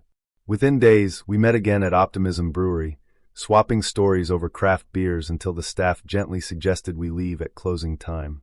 Lucy was a travel blogger, vibrant and effortlessly charming. She seemed to know everyone, always laughing, eyes sparkling as she shared tales of backpacking in Europe, festivals in Asia, and hidden beaches in South America. Her life sounded like a highlight reel, exciting yet somehow mysterious. Maybe that should have been my first clue, but I was too caught up to notice. Weeks quickly turned to months, and things were good. Our relationship stayed casual. Comfortable dates at Cary Park overlooking the skyline, street tacos at Tacos Chukis, and afternoons exploring Pike Place Market. Nothing heavy. It was easy, exactly how we both liked it. Or at least, how I thought she liked it. Then, one rainy afternoon at Café Allegro near the University of Washington, something happened that changed everything. Lucy was running late, and I sat quietly with my camera, mindlessly scrolling Instagram. A group of Lucy's acquaintances was huddled nearby, sipping coffee and gossiping quietly. I wasn't trying to eavesdrop, but one name caught my attention clearly. "Lucy. She's still going through with it?" One girl said quietly, disbelief evident in her voice. I honestly thought she'd change her mind. "Well, the guy's already bought a ring," another responded, her voice low, tense. "They booked a venue in Auckland months ago. Lucy says it's happening, no backing out now." My heart stuttered painfully in my chest. Auckland? Venue? Ring? They couldn't mean my Lucy. I listened closer, dread pooling in my stomach. The conversation continued in whispers, but I caught enough fragments to piece it together. Lucy had a fiancé in New Zealand, someone she'd met months before. They were getting married soon. It had been planned long before we met. She had never mentioned it to me, not once. Suddenly, the cafe felt suffocating, my pulse thundering in my ears. When Lucy finally walked in, soaked from the rain but still smiling brightly, I forced myself to pretend nothing was wrong. She leaned in for a kiss, but it felt hollow now, her laughter empty. I had trusted her, even admired her carefree independence, only to find myself caught in a secret I wasn't supposed to uncover. For days afterward, I wrestled with the truth. It seemed impossible. Maybe there was some misunderstanding, some other Lucy in Seattle with a similar story. I wanted desperately to believe I was wrong. Then came the moment that made everything painfully clear. Scrolling through Instagram one evening, alone in my Capitol Hill loft, a photo stopped me cold. Lucy, radiant and smiling, stood in front of Auckland's sparkling waterfront, her dark hair blowing gently in the wind. Beside her was a man I'd never seen, tall, rugged, grinning confidently. "Counting down the days with you," the caption read, followed by a wedding hashtag. I felt like I'd been punched. My fingers trembled as I clicked deeper into her carefully curated feed, now seeing clearly what I had overlooked. Photos from New Zealand months earlier, vague but suggestive captions, cryptic comments from people I never knew existed. How had I missed all the signs? My phone buzzed suddenly, a text from Lucy. "Miss you, let's grab sushi at Japanesa tomorrow." She was still playing this game, juggling her worlds so effortlessly it left me feeling dizzy and nauseous. I wanted to confront her, demand answers, but pride and fear tangled together inside me. Instead, I replied simply, "Can't tomorrow. Sorry." It felt weak, but I couldn't bring myself to face her just yet. Days stretched painfully slow, my mind replaying every moment we shared. What had I meant to her, if anything at all? A week later, another photo appeared, stopping my heart again. Lucy, standing on a white sand beach, turquoise waves lapping behind her. Her fiancé beside her, arms wrapped tightly around her waist. The caption read, "Forever starts now. Hashtag just married." I stared numbly at the screen. Married. The word echoed inside my skull, cold and relentless. It was over, and I'd never even had the courage to confront her.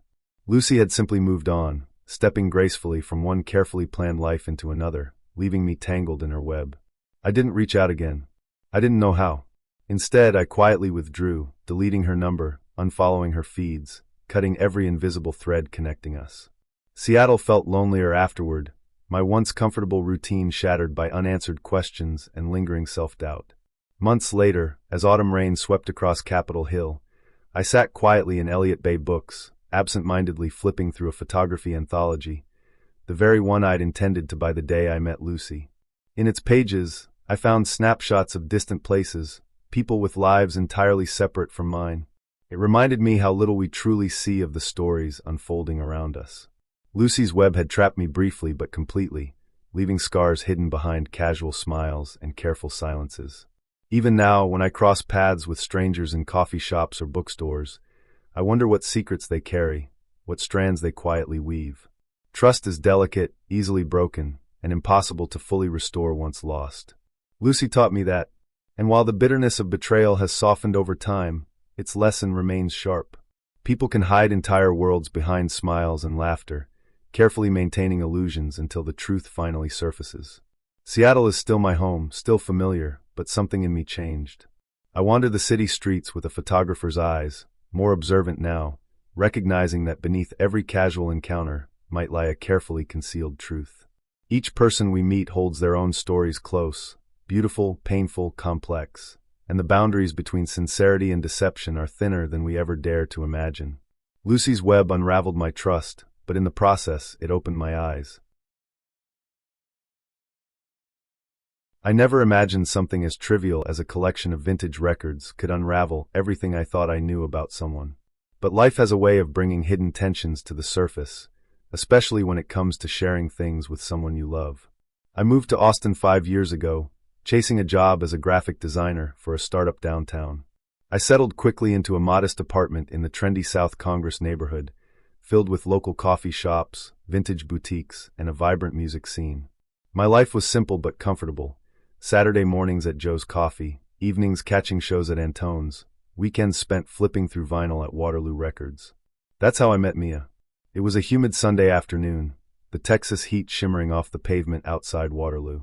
I was browsing through classic rock albums when she stepped beside me, long auburn hair loosely braided, dark eyes scanning the covers intently. "Looking for something special?" I asked casually. Mia smiled, a bit shyly at first. "Always looking," she laughed softly. That afternoon we talked music, sharing stories over iced coffees at Bennu Coffee, realizing we had more in common than just vinyl records. Mia was witty, creative, and a free spirit who moved from Asheville, North Carolina, to pursue her love of photography. She was also unapologetically spontaneous, which was both charming and occasionally exhausting. But I liked that about her, at first. Our relationship moved quickly. Within 6 months, Mia practically lived at my place. I enjoyed having her there. She brought warmth and laughter to my quiet life. It seemed natural to share everything with her, my apartment, my groceries, my Netflix password, everything. Sharing became second nature. But soon, small things started to grate on me. Mia would borrow my camera gear without asking, help herself to my clothes, rearrange furniture without mentioning it. At first, I brushed it off, chalking it up to her creative impulses. It wasn't a big deal. Until it was. The real trouble started with my vinyl collection. I'd spent years carefully building it, each record carrying sentimental value. Limited editions from Amoeba Music in San Francisco, first pressings from Reckless Records in Chicago. They were more than music, they represented memories. One evening, after dinner at Hopdoddy Burger Bar, we returned to my place. Mia immediately went over to my shelf and pulled out a limited edition Bowie record, one I'd never even played, saving it for a special occasion. Mind if I borrow this? She asked casually, already sliding it into her bag. Sure, I replied hesitantly. She caught my uncertainty, pausing slightly. I'll take good care of it, she said lightly, flashing a playful smile. I shrugged it off, not wanting to seem petty. After all, it was just a record, right? Days later, I spotted it on her coffee table. Unprotected, the sleeve creased, vinyl lying exposed, collecting dust. My heart dropped. When I gently confronted her, she laughed it off. It's just a record, Alex. Relax. But it wasn't just a record, not to me. Things escalated quickly after that. Mia became increasingly comfortable taking whatever she pleased, ignoring my subtle hints about respecting boundaries. Books, clothing, even my carefully labeled camera lenses. She saw my hesitation as silly, even selfish. The tipping point came on a warm spring evening. I'd returned home after a stressful day, looking forward to unwinding by sorting through my vinyl. But something felt off the moment I stepped inside. The apartment felt rearranged, unsettled.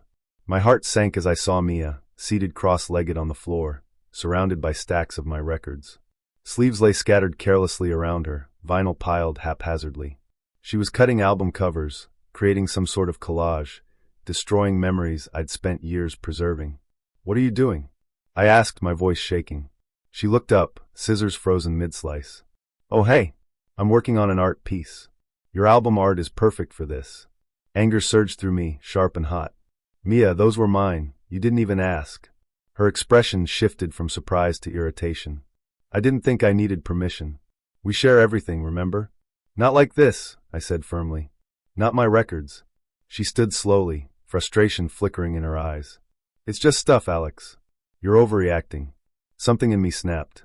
Without thinking, I stepped forward, gathered the ruined records, and walked straight out onto the balcony overlooking South Congress Avenue. Without hesitation, I dropped them into the dumpster below. They fell with a dull, painful thud.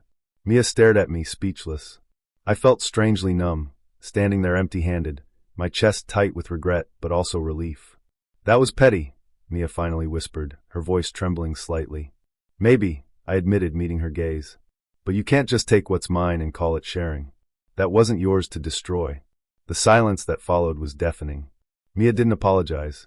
She just turned away, gathering her things quietly.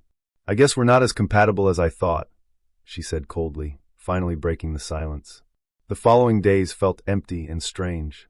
Mia distanced herself, sending brief, curt messages whenever we spoke. I felt a mixture of guilt and sadness, but deep down, I knew I'd done what I needed to do. Sharing a life with someone didn't mean sacrificing your own boundaries or losing your sense of self. Eventually, we broke up quietly. Mia moved to East Austin, and we drifted apart. Friends occasionally asked what happened, and when I explained, some understood, others shrugged, saying, "It's just stuff." But it wasn't just stuff. It was about respect, respect for boundaries, respect for each other's histories, respect for what's personal. My records had only been the catalyst, revealing how different Mia and I truly were beneath the surface. Months passed, and eventually, I found myself at Waterloo Records again, quietly rebuilding my collection. I couldn't replace the memories lost, but I could move forward, choosing carefully who I allowed into my shared spaces. Austin remained my home, vibrant and comforting, but my experience with Mia had changed me. It taught me something important. Real love and intimacy aren't built by erasing boundaries. They're built by respecting them. I never thought I'd be the kind of guy who fell for a scheme, especially something that seemed so obviously shady in hindsight. But sometimes people come into your life and blind you to reason, making even the most cautious person ignore all the red flags waving desperately in front of them. Natalie was exactly that kind of person. I'd always been careful. As an accountant living in Denver, Colorado, my entire career revolved around precision, detail, and skepticism. My life was stable, comfortable, but admittedly predictable. Each morning, I'd take the same route from my apartment near Union Station, grab coffee at Little Owl, then head to my downtown office on 17th Street. Evenings were usually spent running along the Cherry Creek Trail, dinner at home, and weekends wandering bookstores like Tattered Cover. Predictable, until Natalie walked into my world. We met at a networking event hosted at the Maven Hotel near Coors Field. Natalie stood out immediately, effortlessly working the room with a charisma I'd rarely encountered. Confident, witty, and strikingly attractive, she drew people in, myself included. When we finally spoke, she listened intently, her eyes focused solely on me, as though no one else mattered. Natalie told me about her background, a series of successful ventures, an MBA from UCLA, experience with tech startups in Palo Alto. She seemed legitimate, experienced, and genuine. She had a spark, a sense of adventure I desperately craved in my mundane routine. Soon, we found ourselves spending evenings at Avani Food and Beverage, talking business and sharing laughs, blending personal and professional lives effortlessly. Then, one afternoon over lunch at Root Down, Natalie revealed her next big idea, a wellness product that was poised to revolutionize the health industry. At first, it seemed credible enough, premium supplements, scientifically tested, backed by enthusiastic investors. Natalie's excitement was contagious. She painted a compelling picture of a booming market, easy profits, and most importantly, the chance to build something meaningful together. "It's not about the money," she'd always say convincingly, eyes shining. "It's about making a difference."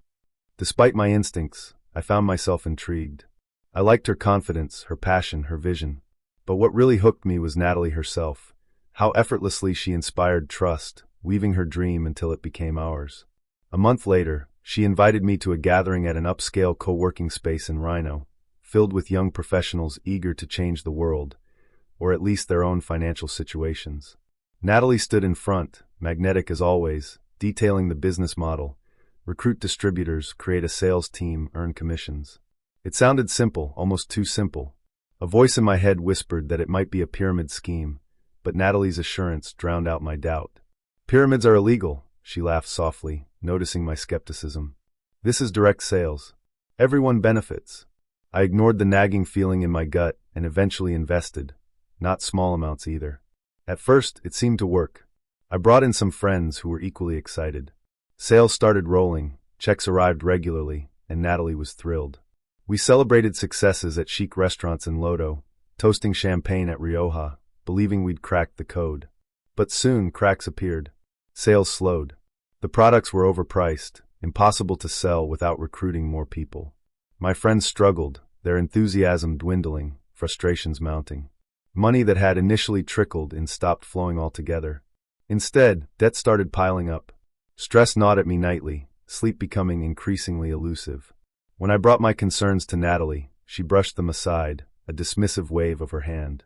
"You're panicking too soon," she'd reassure me calmly. "Trust the process. Success takes patience."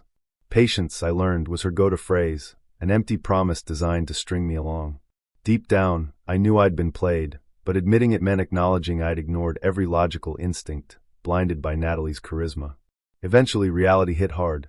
A news story broke on local Denver stations, exposing the venture as precisely what I'd feared, a thinly veiled pyramid scheme, already under investigation. My heart sank, panic twisting in my gut. I confronted Natalie, frantic and angry, demanding answers. She barely reacted, calmly sipping espresso at Crema Coffee House as I laid out my ruined finances, destroyed friendships, and shattered trust. Her response was cold, distant, a bitter truth she no longer cared to hide. "Ethan, you knew the risks," she said dismissively. "It's your own fault you believed it would be easy." The cruelty of her words stunned me into silence. She offered no apologies, no reassurance, just the cold truth. I'd been nothing but a means to an end. Natalie had gotten what she needed, my money, my connections, and now I was disposable. I watched her walk out calmly onto Larimer Street, leaving me stunned, betrayed, and financially devastated. In the weeks that followed, the damage became painfully clear. Friends I'd brought into the scheme distanced themselves, hurt and betrayed by my involvement.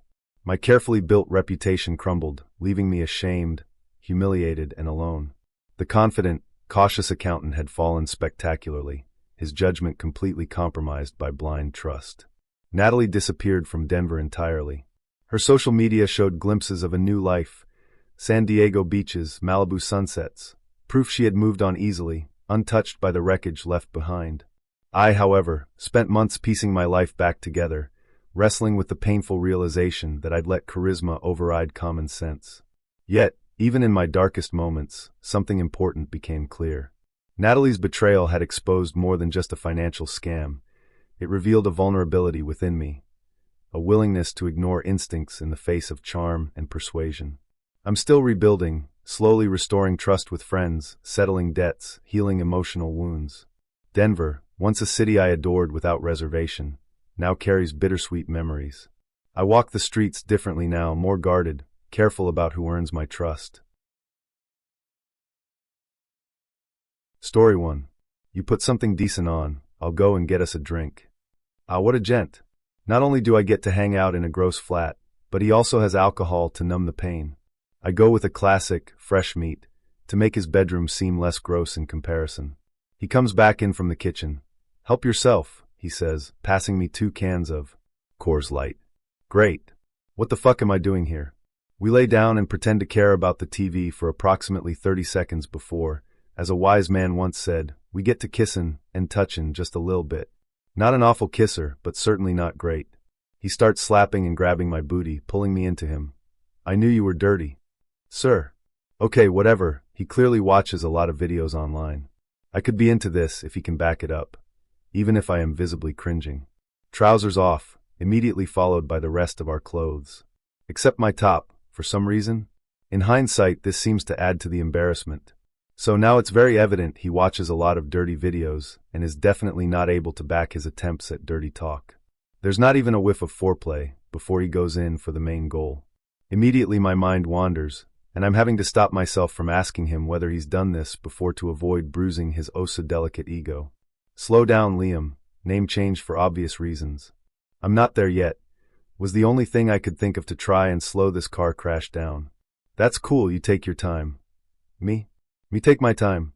I think this is something to do with you fumbling to try and find my V, attempting to insert your PP into my CLI in the process.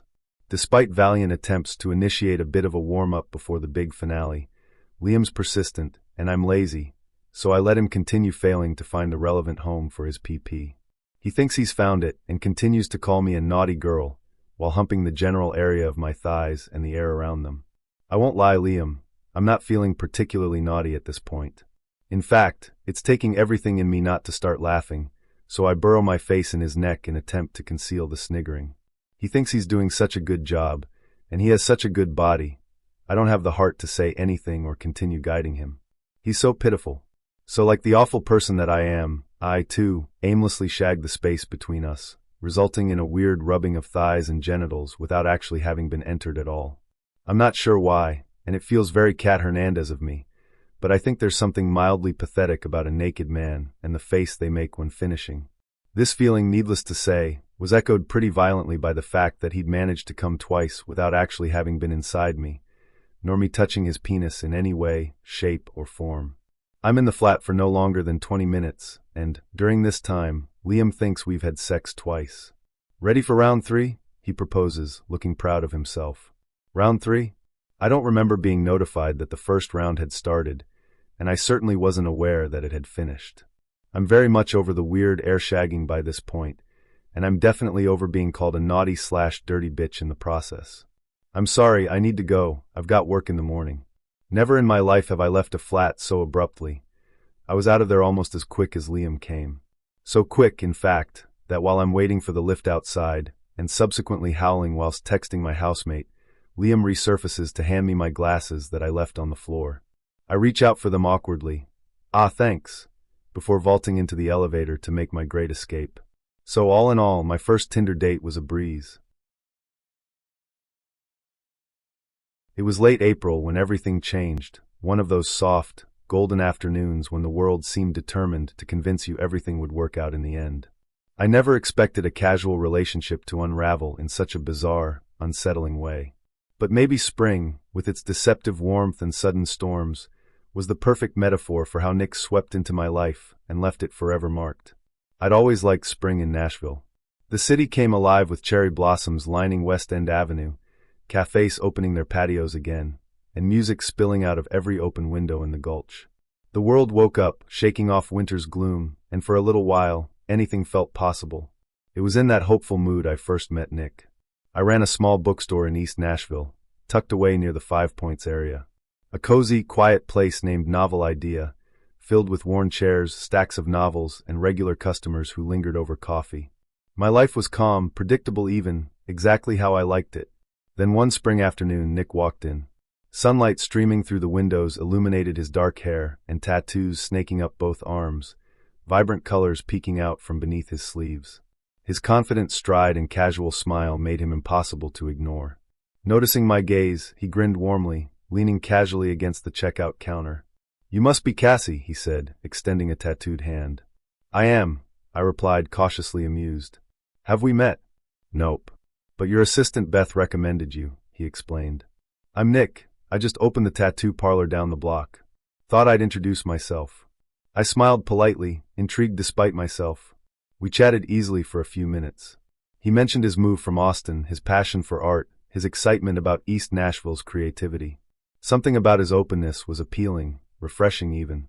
Before he left, Nick turned back, grinning playfully. "Hey Cassie, maybe I'll convince you to get your first tattoo one day." I laughed lightly, shaking my head. Not a chance. Yet somehow, despite my initial hesitation, we started spending time together. It began as coffee breaks at Bongo Java, walks in Shelby Bottoms Park, and occasional dinners at Mas Tacos Por Favor. It was casual, comfortable, and surprisingly easy. Nick's energy brought a vibrant contrast to my quiet routine. But as weeks passed, something subtle shifted. Our conversations grew deeper, his laughter warmer, and his gestures became more intimate. In mid-May, during one of Nashville's sudden rainstorms, we sat sheltered under the awning at Barista Parlor, sipping coffee as rain pounded the pavement.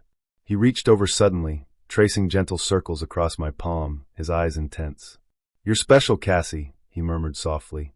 "I've never met anyone like you." Something about the sincerity of his voice warmed me, even as it stirred unease.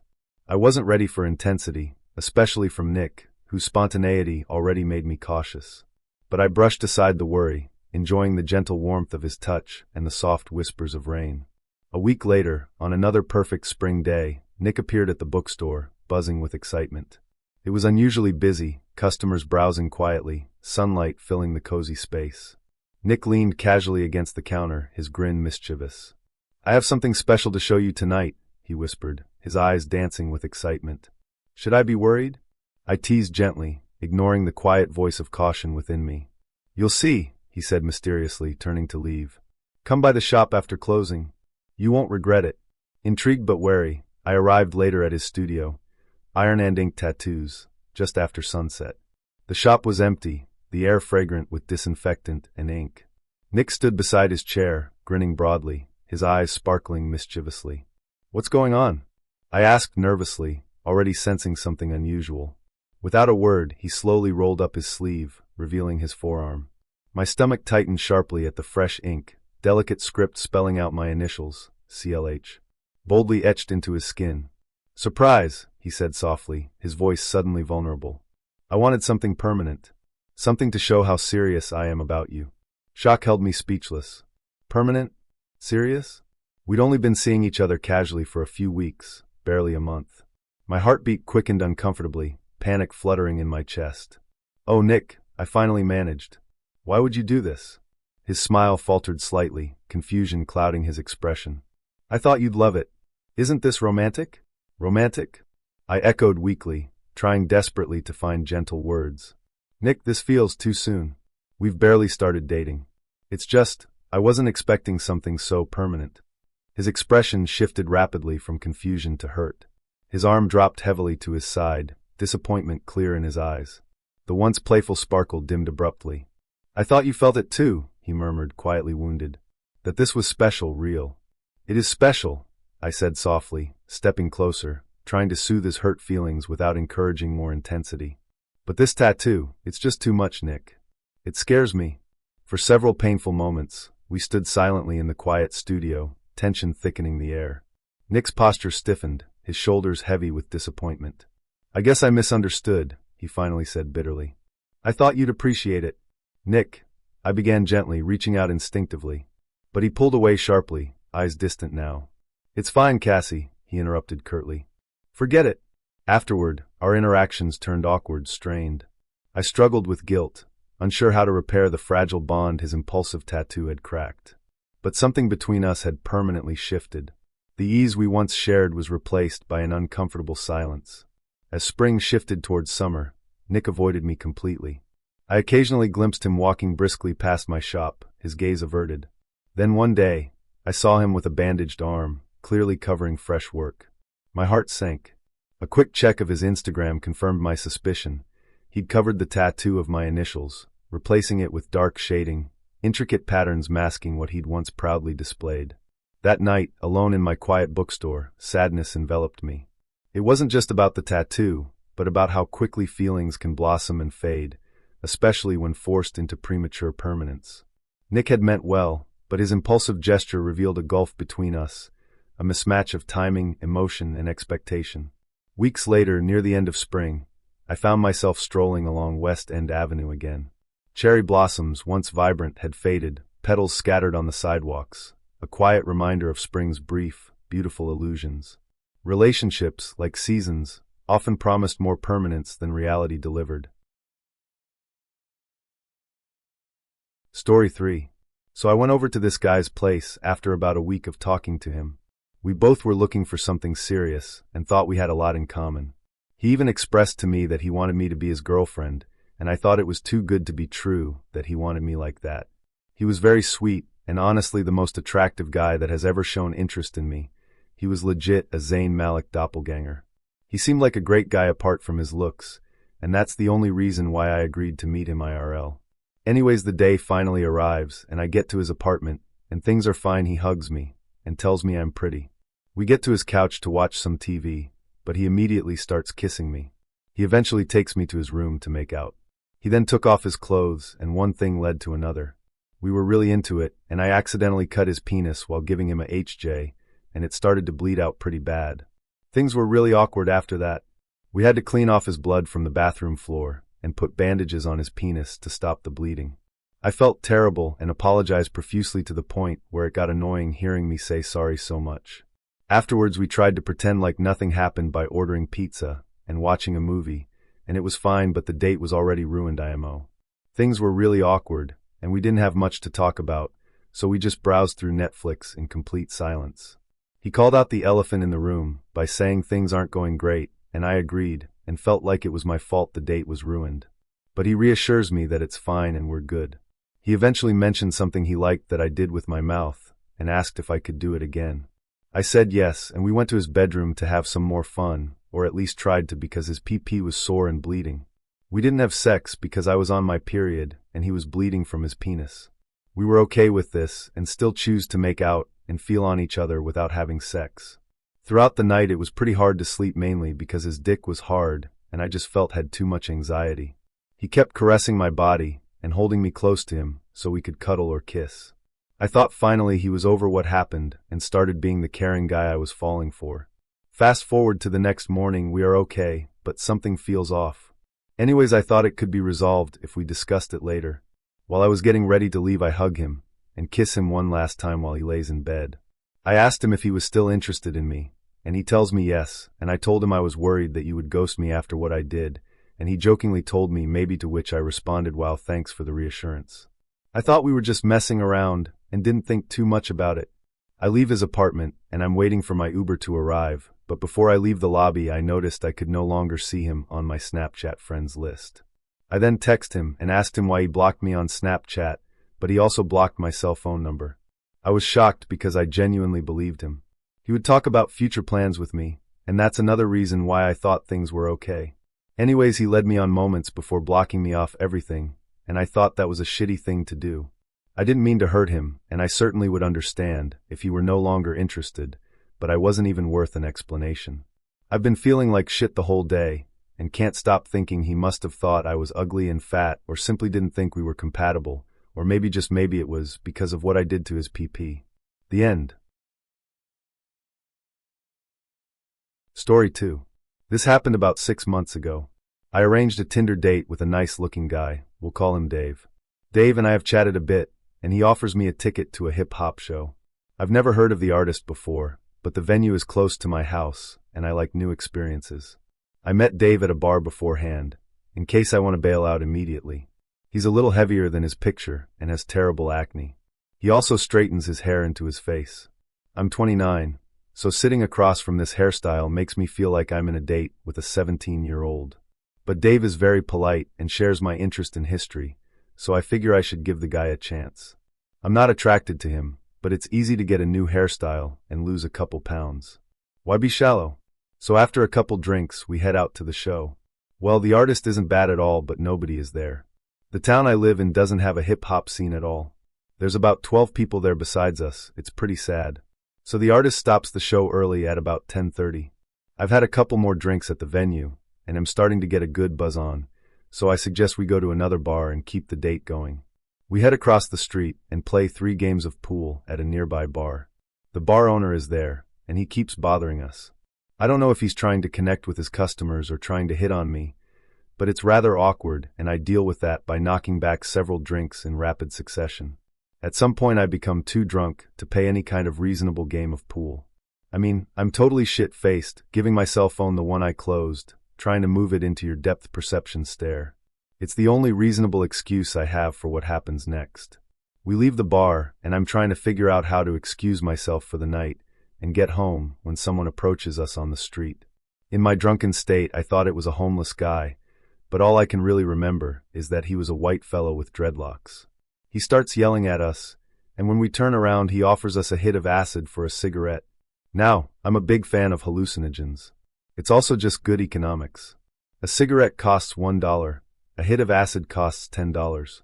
I say yes, enthusiastically, expecting a blotter. Well, this guy doesn't have that. He pulls out a vial and dropper. Something in the back of my head says, this is a bad idea, but I'm wasted and I don't have work the next day. So I open my mouth. I don't know where this guy came from or why the universe put him in my path, but he squeezes the acid in my mouth, and as it expands across my tongue, I know. This is not a drop. This is more acid than I have ever taken in my life. I have made a huge fucking mistake.